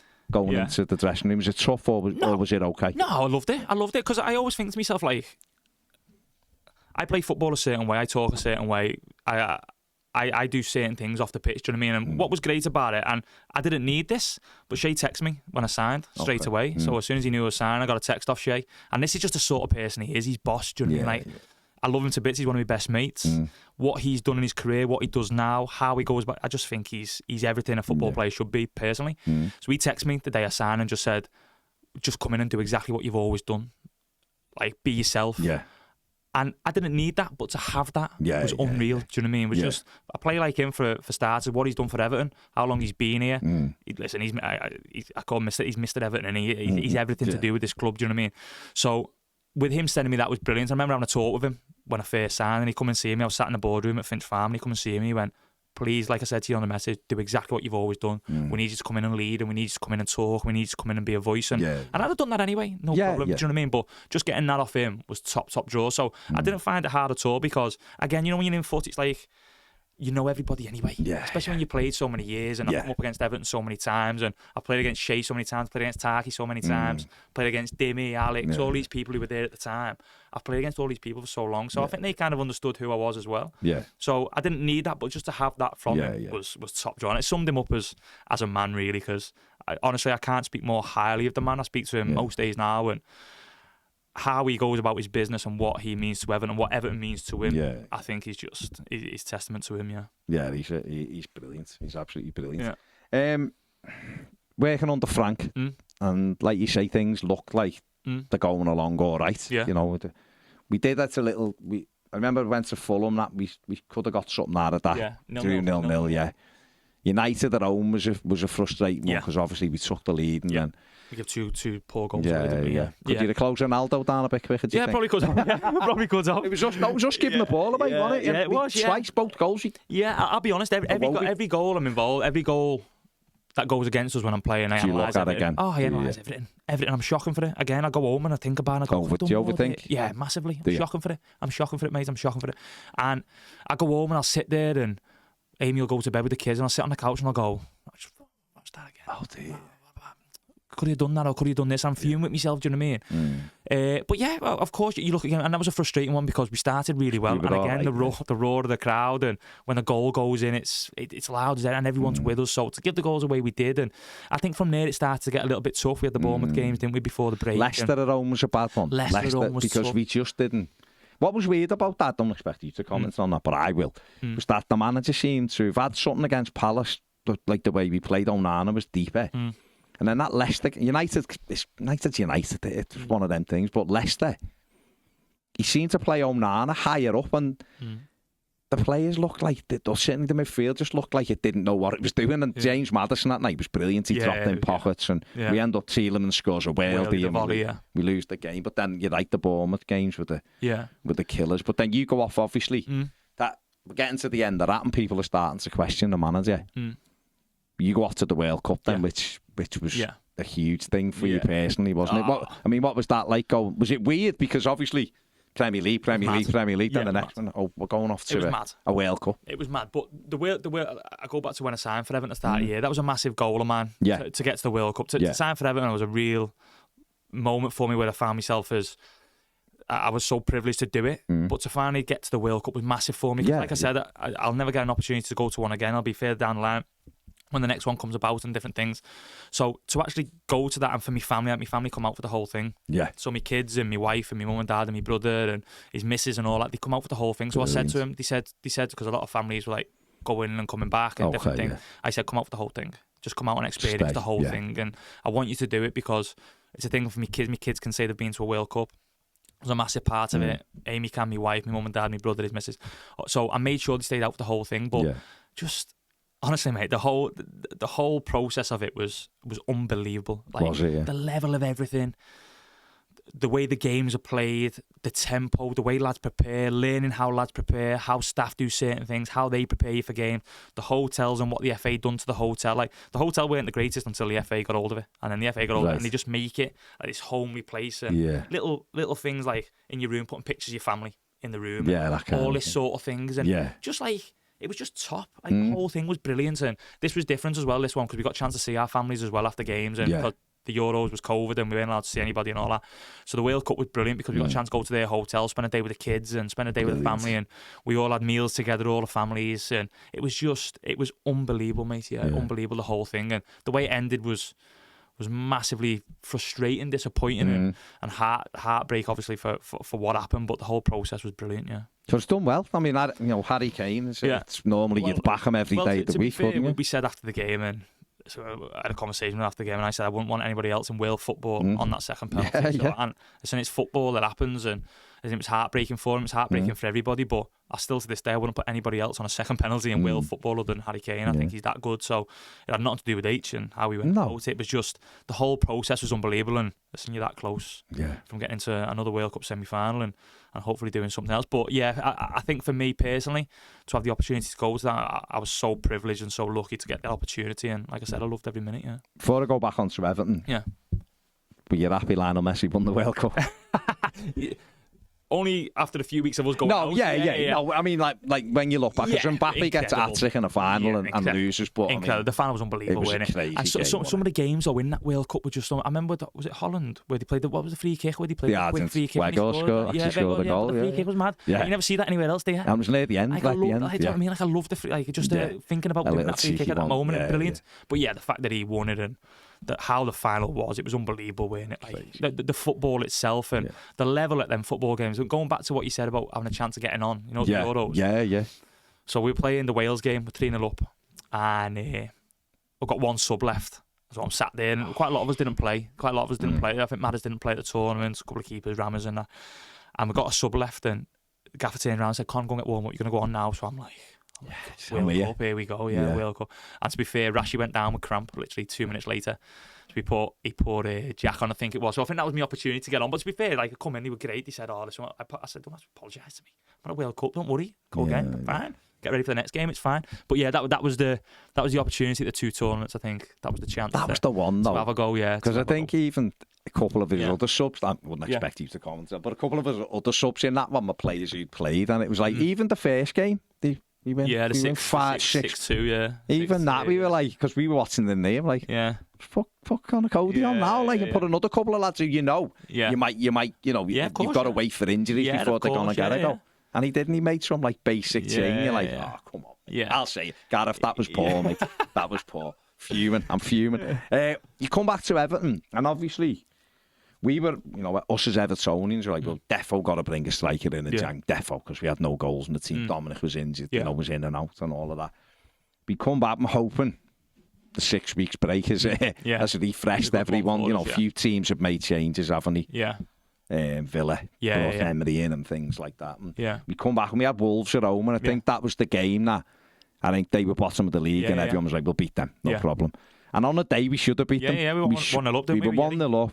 Yeah, he scored early. Yeah. We were in relative control, and then they made some changes and they brought some attacking plays on, but we were still okay. And it was 1-1, and this is I think where Frank started to lose the fans. It's 1-1 in the 93rd minute, and we're messing around with it at the back, like playing it at the back, and the crowd are wanting it to go forward, because you're looking and going, these are bottom. Yeah. And if we get the winner, it's a big jump. And we eventually, we give a terrible goal away, really. A goal, a poor goal, and they win it. And he come out afterwards and was like, don't need the crowd, getting on play. I don't think was anyone was getting on the back. Yeah. But as certainly at Goodison, we expect to try to win every game. But we had that defeat, and then I think people started going, oh, what's happening? Yeah. At that time, when you come back from the World Cup, were you aware that, or like, what was going wrong from your perspective? Sorry, I'm trying to word it in a way without just going, was he to blame with data?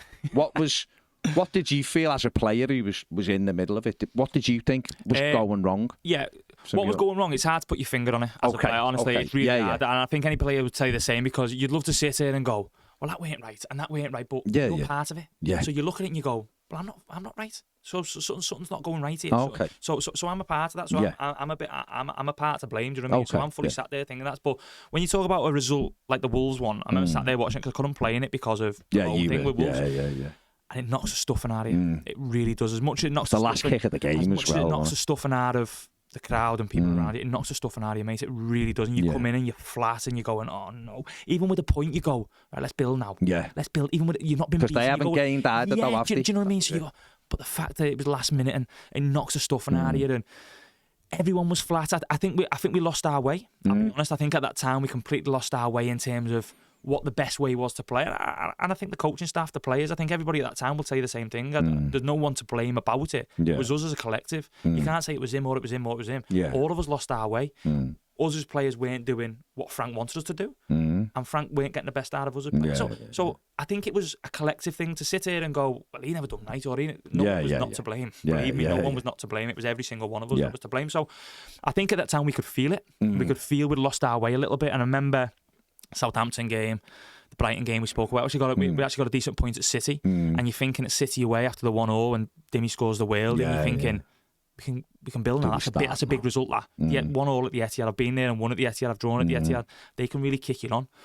So it was a big result, and then I remember playing. And you'd caused murder in that game with Haaland, hadn't you? With Haaland, yeah. Oh man, Haaland, you know, story with Haaland. So the Haaland one, right? So the Haaland one.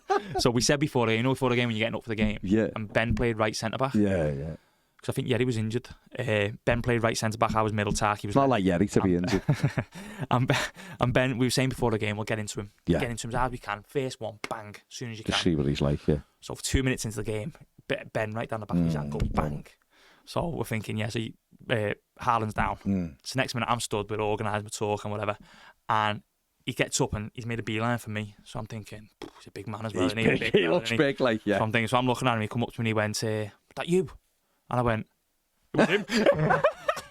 Straight away. I pointed to Ben. I went, it was him. Next minute he made a beeline for Ben. I thought, keep him away from me. Yeah, you stay away. He's a big lad, isn't he? Yeah, but going back to that game, like, that can be, because I've been here and done it, that can be a big result if you approach it right going forward. Yeah. And we never made the most of that. We never made the most of it, because I think we played Brighton after a tough result. I think I beat 4-1 at home, and that should never happen at Everton for me. I don't think it should ever happen at Everton, and it did. And then obviously I think it was West Ham after that, weren't it? And I just think going back to it, and the feeling was horrible. The feeling was horrible, mate.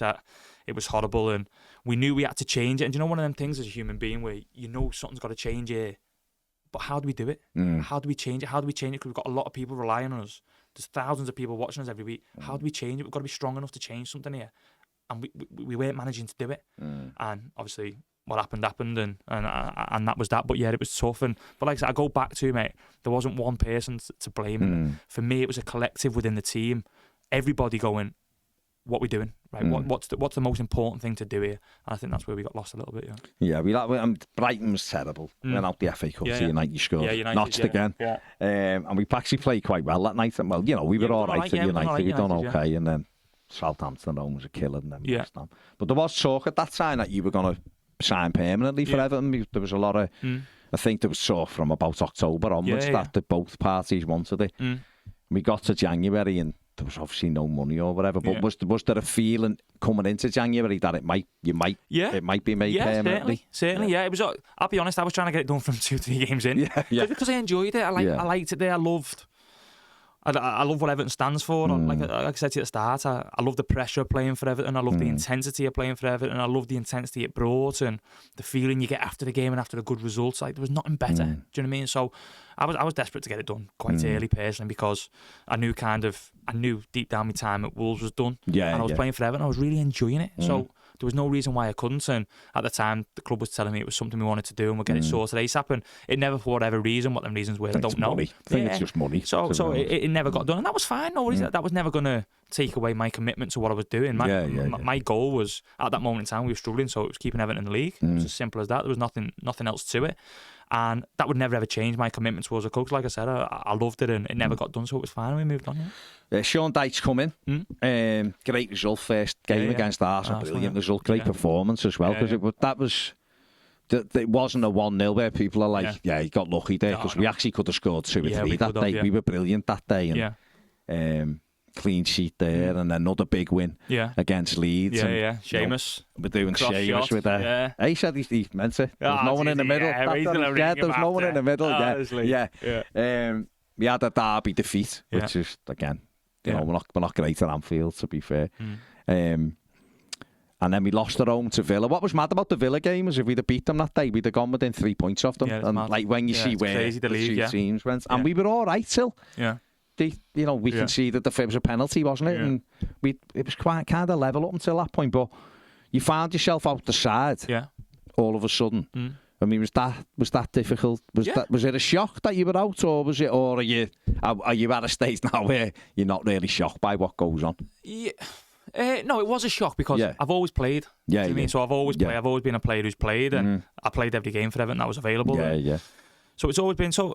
Not a shock in terms of, I know what goes on in footy. Yeah, and that's what I mean. Do you know what I mean? But it was a shock in terms of being brought out, because I didn't want to be brought out for starters, and I did, for whatever reason that was. I did get brought out, and I was gutted by it. But again, I go back to what you're going to do. You're going to mope and you're going to train right and make sure you're ready for whatever happens. So my thing was, like, if I was getting brought out the team, that's fine. But if we go forward and things are happening that you brought me out the team for and I don't go back in, then that was a bit like, I want to go back in. Do you know what I mean? I was desperate to play as many games and all the games if I could that I wanted to. And yeah, it was just bringing me out the team for whatever reason it was. But it was something for me, like what was going to do, mope or do what people do, or was I just going to crack on and try and get back in the team? And that was my goal.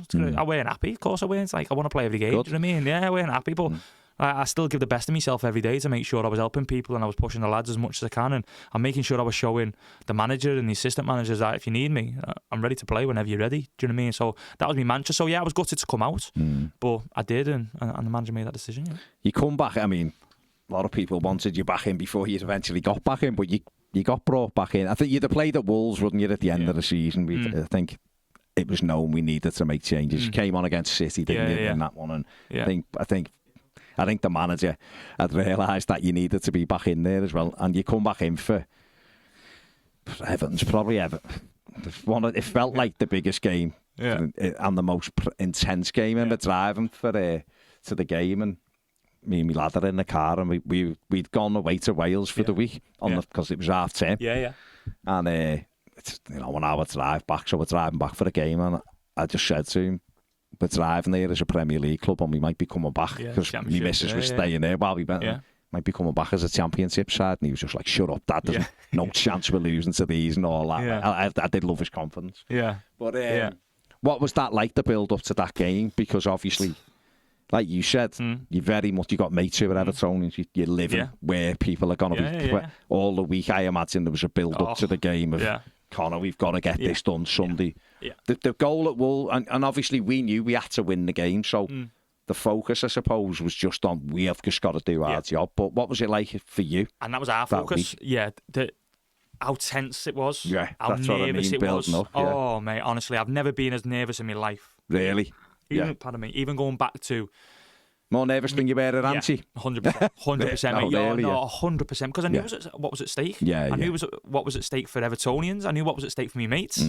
I knew what was at stake for me little boy who loves Everton. Do you know what I mean? Like, there was so much that was at stake in that game. And I fully agree with you in terms of how big the game was. I think we all understood it as a team. Again, I go back to Shea, and he done a talk the day before in the training ground, just us as players. And he was obviously injured for the Leicester game. And his talk was intense, it was passionate, it rammed home to people how important the game was, which I think was needed.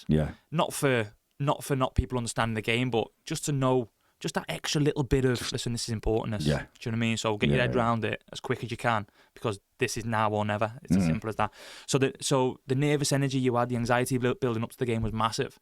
So going into it, and again, like we go back to it, and you knew how important it was kind of with the manager. So the manager all week, he only used to work on his team the day before a game. You kind of understand his team the day before the game. And it was kind of working on how we'd want to play or how we'd do things. We never used to change that much, but it was how we'd do things. That week leading up to the game, we worked on the team every single day, leading up to the game. Because you knew, of course we knew. And we had to do that. He was right doing that, of course he was. Because we had to get right how we were going to play. We're going to go long, we're going to be first into the tackle, we're going to be strong, we're going to be on the front foot, we play in their half. But when you plan all that and then you go and do it, the nervous energy when you're walking out and you hear Z cars coming on and you're walking out the tunnel, you go, right, it's now or never, lads. So liven up, because it's right now. And then the feeling in the first half when you can hear the Bournemouth fans singing, the Leicester boys are 1-0 up. Oh my God, mate. It was a corner. I remember it now. I remember it like it was yesterday. It was a corner. I remember turning around, looking the way and thinking, oh my God, Leicester are winning here. We're down. That's it. It's done. We're down. So it was important we stood up to it. And to be fair to the lads, what I will say is they did. And that's what I fully believe that. I thought the lads played well. I thought it was something where we had to win. We had to keep a clean sheet. Simple as. It was keep a clean sheet, we win the game. Simple. And we did. And that was the biggest thing about it. So the relief, mate, when that final whistle goes and you're looking and you go, oh my God, the hardest season of my life is done. And this club can never be here again. Simple as. This club... It needs to put itself in a position where it's never here again. I remember, I think I said to you before, come off after the game and straight away there's a mic in your face. And it's like, how do you feel and what about this? And I think that was the first thing I said was, this has to make sure that this club is never here again. Because now that's 2 years that people have suffered. People in the ground have suffered. People supporters have suffered. My mates have suffered. People I know have suffered.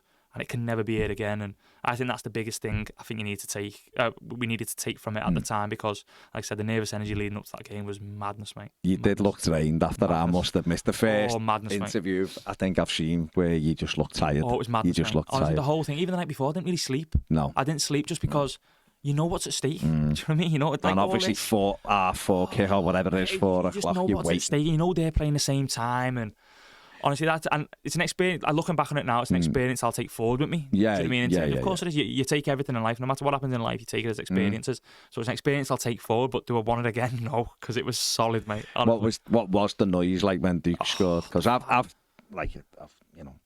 that Goodison loud. Yeah. I have. Yeah. That was up Bayern Munich as a kid. Was unbelievable. That noise. Most Evertonians are around that will say that's the night and all that. Yeah. But that noise was crazy. Gary Neville said never heard anything like it. Yeah, he said it was shaking. I remember someone telling me, he said on commentary, he said it was shaking, the gantry was shaking. It was crazy, the noise. The songs after that goal was just, when you're trying to scream to people, because you always say, like, I always heard the saying when I grow up, you're always most vulnerable when you just score a goal. So all I'm thinking about is, do not concede now. Do not concede now. So I'm trying to scream at people, just get in here and get in here, and that ball doesn't go over us, and if it does, Pixie's out, no problem, but get in here and we defend for 5 minutes and then get control again. But for 5 minutes you stay in and we just stay in the game, no problem, we're winning, it's our game to lose, to stay here. But you can't say not to no one, because it was that loud, mate. Honestly, the noise, it was to the point where your ears are ringing. Do you know what I mean? That was what it was at. And I go back to what I said before about the derby being loud, and then that one was just next level, mate. Next level. It was unbelievable. Unbelievable noise. Unbelievable. We get to the end of the season, obviously. Yeah. I think a lot of us were hoping that you would be staying, but it didn't work out like that. You know, again, I think the man that I said to you before, Sean Dyche, has come out recently and said it was basically there was no money, so they had to just go where we don't have to pay, we don't pay. Do you know what I mean? And things like that. So I think in different circumstances you'd be sat here as an Everton player or whatever, but get the chance to move to Leicester, who obviously are building to come back up into the back into the Premier League, and things are going well. But was it an easy decision to go to Leicester? Because you said your time at Wolves, you knew was I knew that was up. And to be fair, I spoke to Wolves in the summer, and the big thing with kind of, and listen, like I said, a lot of people have changed at Wolves, but I'm still really good mates with all of them. Like I love the people, I love the club. I think it's a fantastic club. I really, really do. I love it. I love my time there.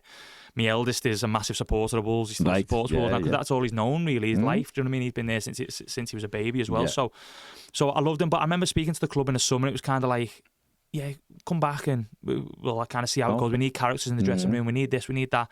And I just remember, I remember thinking to myself, I was sat on holiday with my missus, and I had a chat with my missus, and I said, I don't want people to feel awkward with me going back. Like, for example, before I left, I was captain, for example, and one of my good mates is now captain, and he's doing fantastic. Max is captain, one of my good mates. And I didn't want to make people feel awkward. I didn't want to like just go back and, it's Conor coming back, so what happens?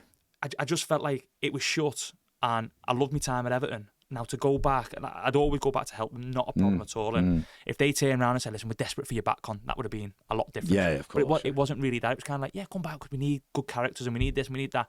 I remember sitting there thinking, I don't know if this is right for the club, for me. Yeah. And like I said, more importantly for the football club, because I want what's best for them. So that was a big part of it. And Leicester obviously got in contact, and they were brilliant with me. Honestly, they were absolutely brilliant with me. They come in and they explained kind of, they need leaders. They want me to come in and do what I've done at Wolves over the years, and they want me to be a big part of it. And they're going to bring young players in. They're going to do this. They're going to do that. And the goal is to go again.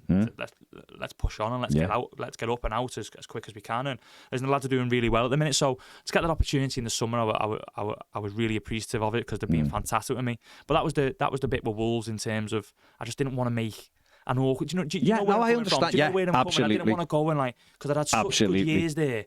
I was kind of like, Conor's coming back now, but. They've moved on, and in some respects, you know what I mean?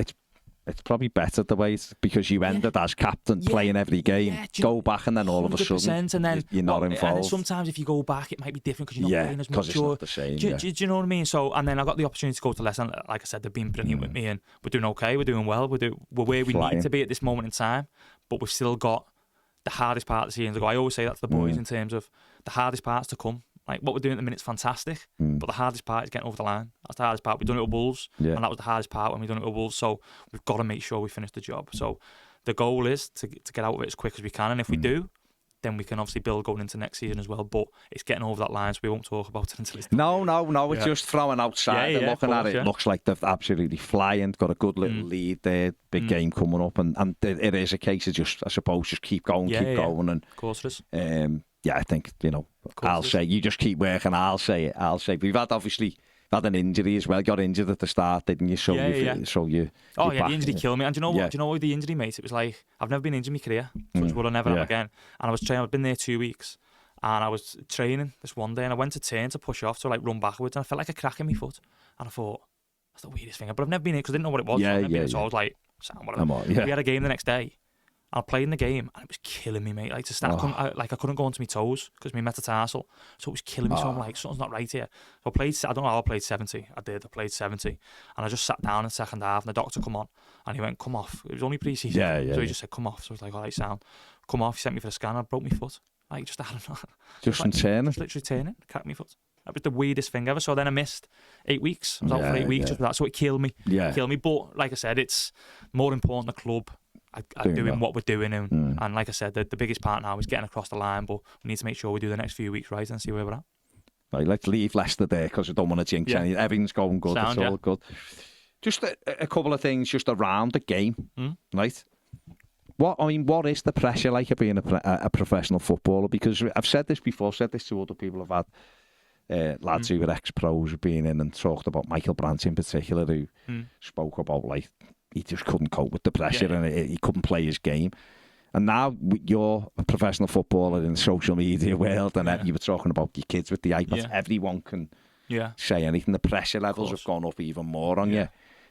Like how does Conor Coady cope with the pressure of it? First and foremost, there's a lot of pressure. Of course, there is. I'm not sitting here crying it in, like, but there is. Do you know what I mean? Like, there is, and I fully understand people who say it's hard to cope with it because there is.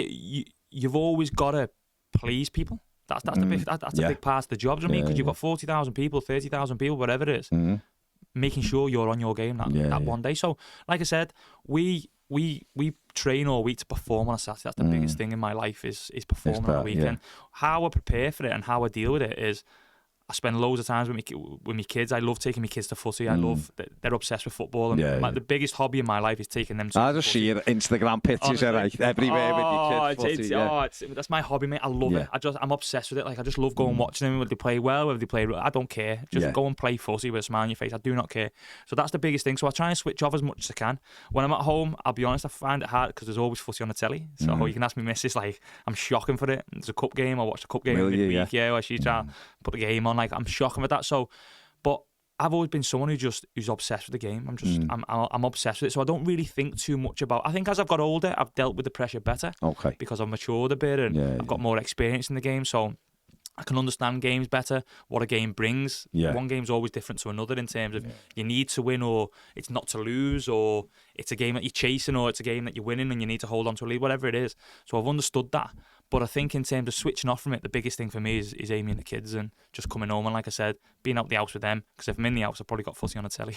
So it probably half kills me, to be fair. But yeah, I think that's the biggest thing for me is trying to cope with it, is just making sure that they're all right and making sure I'm following them around. Because you've got to unwind. Get the PlayStation, get the PS5. PlayStation. Don't get me started with that as well with the kids. No, for you. I'm talking for you. With me. You know what I mean? Yeah. Because obviously, the mental health side of it is it is great that more and more people are being able to speak. We saw Delhi doing it with Gary Neville. We've even seen Lyle Foster, who's had to take some time out and he's back now and scoring goals, which is great for him and all that. But it is key, isn't it, that if some people you are feeling it, need to speak about it because it's like you just said it from a fan perspective. You're all FIFA players to us, like on the PlayStation. Yeah. When we sit down in our seat, we expect the perfect performance every time. And football is about mistakes, actually, because if everyone's perfect, no one would score a goal. Defensively perfect goalies and all that. So that pressure and the mental side of it, the aspect of like overthinking and all that,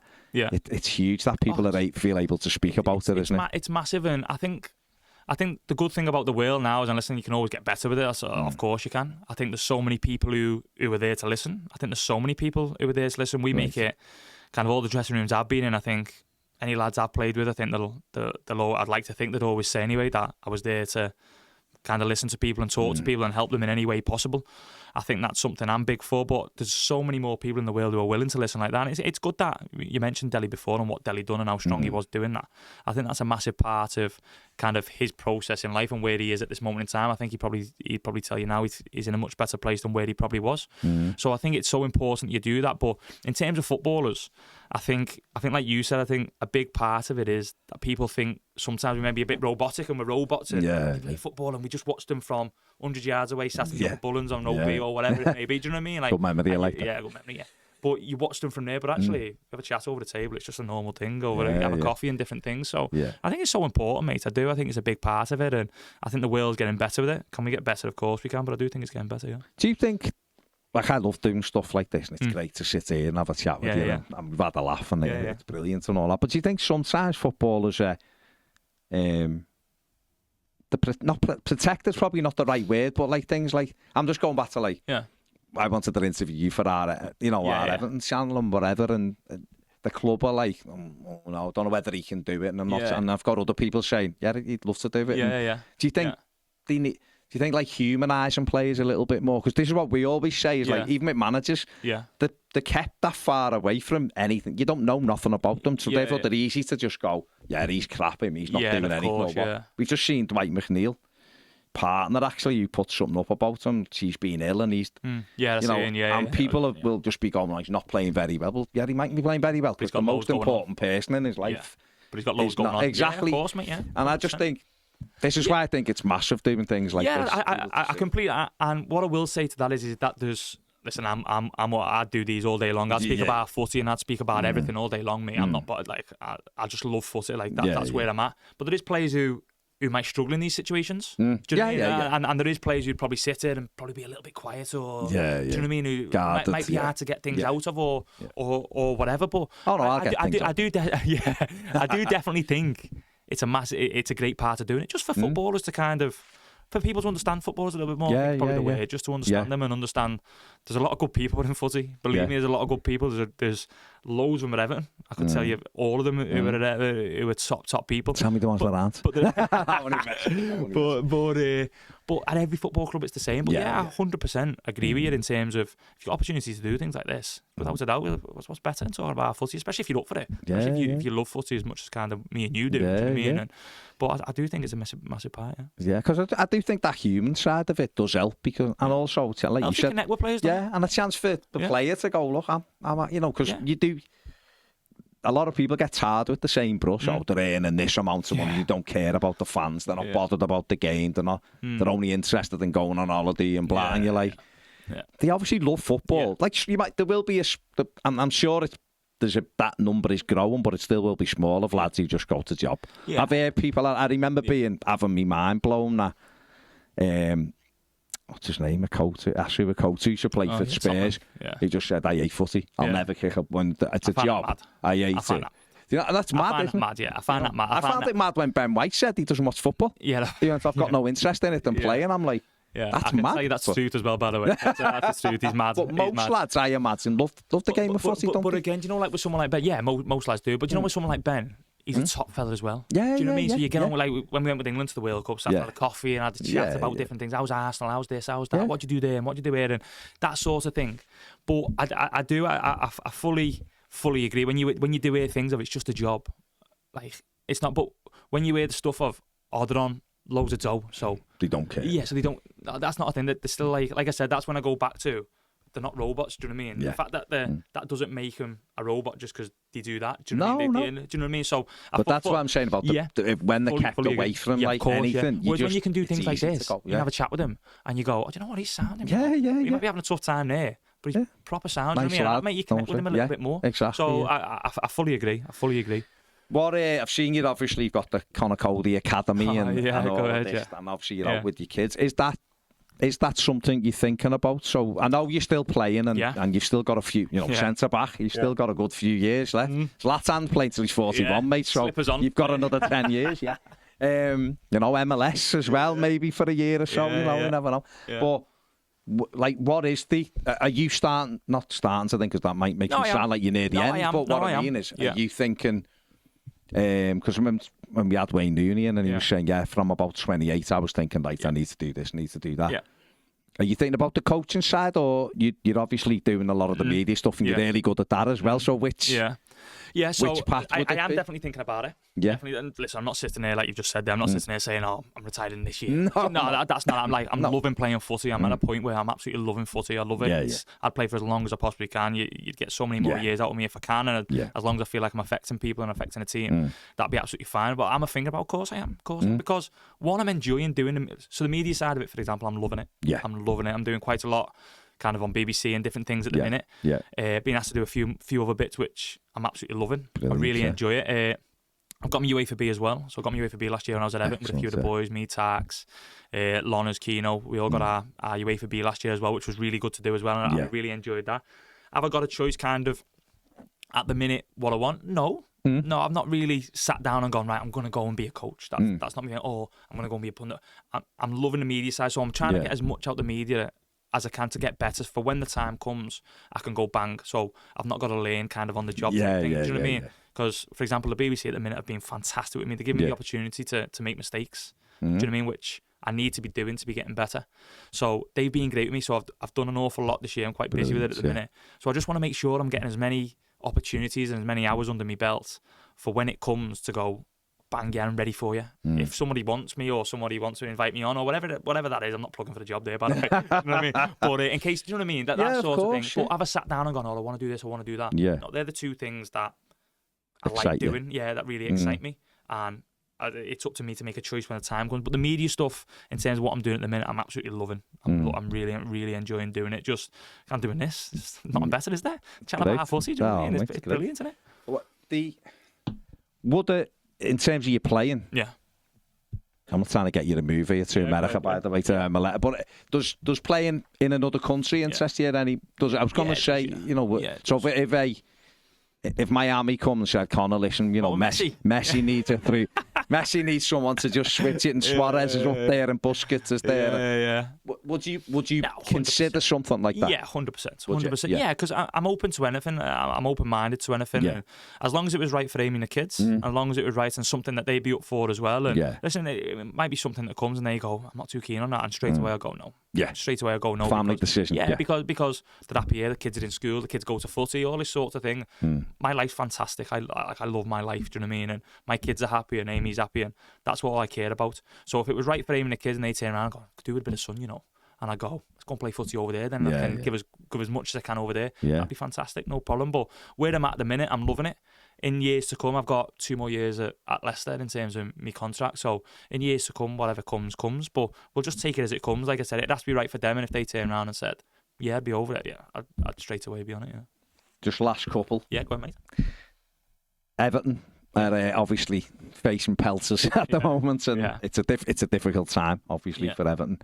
I mean, what have you made of that? And I'll give you my viewpoint on it. I think I listened to your show the other day. Yeah. That's probably a little bit more angry the other day. Yeah. No, I just think I would say this even with like Forrester in there at the moment, but I'd say this with anything. I don't believe points deduction is a fair punishment. I think certainly players have gone out and won games of football, so why should they be punished? I think something like a squad reduction, so you might have to lose 4 players out your squad and 21s come in, and that's the way it is, or a transfer ban. I think that way you can affect the football club as well. Points deduction as a footballer. Like if you were still at Everton now with that 10 points, what? We spoke about it in the last season. We spoke about it in the last season. That would have killed us. Would have been done. So when it all came out at the end of last season, it would have killed us. Of course it would have. The biggest thing with me with all this, and you'll know a lot more than me, I try and kind of keep up to date with it. I try and research it a little bit. It's way above kind of what I do, and I've had a little look into it. And I think the biggest thing about it from my point of view, obviously following Everton and supporting Everton and looking at what the boys are doing this year and how well they're playing, is in terms of it's exactly the word you've used there, is in terms of fairness, is in terms of what's fair and what's not. If we had a protocol for this and this was the rule, and if you broke them rules, then this is the punishment you're going to get, then I think a lot of Evertonians, and certainly me, we'd understand it a little bit. There's nothing in place. No. So there's nothing in place now. I don't think anybody's kind of sat here going Everton haven't broke rules, because I think they have. I think that's what we're all looking at. Do you know what I mean? But I think the biggest thing is fairness in terms of the 10 points before. Now we're looking at another one now. and looking how well the lads are doing on the pitch, and that's actually affecting the boys on the pitch. Yeah. Do you know what I mean? So I'm fully with you in terms of what you're saying, but we did speak about at the end of last season panicking. Yeah. Panicking massively, sat there over the coffee, a few of the boys going, if we get this here, we're knackered here. We've got a chance of keeping us up and moving on. But if we get this now, we're knackered, and it absolutely kills you, mate. As a footballer, it kills you. And it'd be, I think anyway, it'd be crazy if the points deduction, there was another one to come on top of that, because that'd be the way it works, the 3 years rolling thing, and we've all talked about bloody finances when I want to talk about formations and goals. I don't want to be thinking about things. But to add points deductions from 2 different seasons. Yeah, and then put them together and go, right, season. You're giving Everton no chance. And the rules are supposed to be to protect the football club from going into financial difficulties when they are so. And the big thing with it was, as well, is I always read that they were working with Everton. That was what I always read. Well, that was one of the things, That was the thing, wasn't it? That they were always working with with sign him, you can't sign him. That's what I'm saying. So it was kind of they working with them, but then, so now we're talking 20 points. If you're going to do another 10, like it's mental. It's mental when you think about it. So, yeah, as a player, going back to being a player. Yeah, that's what I mean. That's all I'm saying. Going back to being a player and talking about it, absolutely killed it. Even last year when we were speaking about it over the coffee. The worry was there. The news, of course, the worry was there. Because you're going like, we've got to give ourselves a chance. And to be fair, the boys we were picking up points here and there. And all of a sudden you get slapped with that and you go, we're done. We're gone, Do you know what I mean? We're done. So, it's massively worrying. Massively worrying. I do think the first one, when you got the first one, it was too much. It was too much first and foremost. But I actually think because of how well Everton are doing, I actually think it come at the right time. If you're going to get it, it come at the right time. If they give it because they're going to do it, should they get some more points back? Of course they should, because they're appealing. But there was no thing. I think that, like, you just made a great point there. There was no process in place. So if you overspend there at 6 points, so you go, all right, we know. There's so many people involved in footy, supporters and people at clubs and players and everything, and no one knows the rules. Go back to VAR, you don't know the rules of it. You just get slapped with punishments for VAR, for this sort of stuff. But no one knows the rules. It's just like, are we sat around a table there and just gone, right, what should we give them? Go 10. Somewhere. Why? Yeah. Do you know what I mean? So I think if something was in place, I think people could understand it maybe a little bit more, but it's not, and I think that's the gripe with everybody from my point of view. I think probably players as well. But yeah, it would be horrible from a player point of view, because we experienced it last year and felt it a little bit. It's what happens to small clubs, I suppose. Stop that. Big Mr. Masters. What do you think? What would you like people to say about Conor Coady, the footballer, when you retire? Someone that's give his all. Someone that's been committed to every single football club he's been at. Somebody that has give 120, 130% at every football club he's been at, and that I've made a difference and helped. I think that's the biggest thing. I've never been, mate. I've never ever been the greatest football player on a pitch. I've never been, and you'll get players like me coming through in the. You probably had players in the past, and you'll get players in the future coming through. But what I will say is that when you give it a go and you give everything you've got, you can have a go in the game. Do you know what I mean? And like I said, I've never been the greatest player in the world, but I've always tried my best to help a club, to make a difference, to help people around me and try and make that club better. I've never once tried to think about myself in a situation. So I'd like people to remember that side of me, to be fair. I'm making sure I was always ready when called upon, and that's what I'll keep on trying to do to this day. So yeah, that's the biggest thing, I think. I think that's the biggest thing of me as a player, and hopefully that's what people say about me. I hope it's nothing else. Like. Final couple. Would you like your boys to be professional footballers, knowing what you know? Oh yeah, no. Listen, I speak to loads of people, right, mate, who go, I would never want them to go into this game because it's hard and it's this and it's that. You speak about pressure and that. Yeah. This game's given me everything in life. Yeah. Everything. I love this game. Yeah. I love it. And if I can give to my boys half of what I've had, I'd be buzzing. And they have the same experiences that I've had. Even the ones that we found tough last year, and that summer I had leaving Wolves, which was really, really hard. Yeah. They were tough moments in my career. Do you know what I mean? Real tough moments I've been brought out the team, or moments I'm not playing. But you need them to make you better. I honestly think it's character building. It's bits in you that make you realise what's good in life and what's not. So I'd want them to have that as well. I don't want them to be playing sailing. Do you know what I mean? So if they could have half of what football has given me, I'd be absolutely over the moon, because it's the best sport in the world. I love it. Yeah. Final one. Yeah. What are 5 things Conor Coady can't do without? Oh, can't do without. Not prep me for this, have you? No. Not prep me for this at all. Just off the top of my head. Make you think off the top of your head. I've gone mad on this podcast with yourself about iPads and that, but I couldn't live without my phone. Live without my phone. I think everyone will say the same. I hate that. I hate them saying that. Yeah. I hate it because I can't stand it. But yeah, I couldn't live without my phone because it keeps you going day to day, doesn't it? That's my phone, footy. Couldn't do without footy. Yeah. Footy every single night in my life. I say my family, can't I? Yeah, absolutely, my family, you can. My boys and my wife. I could never do without. They do everything for me. Amy does everything for me. I don't know about you, but absolutely everything for me. Like she runs my life. What else? Boys. What am I on there? 3. So phone. 2 to go. What I said. Phone. Footy. Your family. My family. It's hard that. My house. I love going home to my house. I love going home to my house. I love going home to my house. I love spending time there. So I switch off from everything. Just close the door and switch off. And then my last one. Be anything. That's an Can be anything. Give me an example. Holidays, cars, anything that they not really bothered now. Bothered about that. Holidays I like. I love spending stuff. Again, I go back to Netflix. Can be anything. Netflix. It could be anything. What's wrong with you? I'm learning a lot about you. No, I'm trying to help you out. I'm trying to square things across the box for you to tap in. Squared. You know what I mean? I am. That's it. Derby. I'm trying to create it again. Oh, last one. Takeaways, anything. Takeaways. Yeah, food. So what's your favourite? I like an Italian. Vincenzo's. Vincenzo's, Walton Road. Walton Road, yeah. Not far from ours, mate. That there, yeah. Not far from ours. I hope they give you the discount. Belter place. Go there quite often, yeah. Belter, Vincenzo's, yeah. That's a good one. There you go. That was just things off the top of my head. There you go. See, I'm trying to set you up. You're having a go at me, and I'm having an assist there. I'm having an assist for that one. Conor, listen, thank you very much for coming in. Thank you very much for giving your time up, and I've loved having this chat. You are what I thought you were, which is a thoroughly nice, talkative, early to destination, on time. Man, so thank you very much. No, thank you for having me, mate. I really appreciate it. I know it took a while, hasn't it? But, it's been a while, but we got there. We got there in the end. It's been a pleasure, mate. Anytime you need me for anything, give me a shout. All right. Cheers, mate. Top man.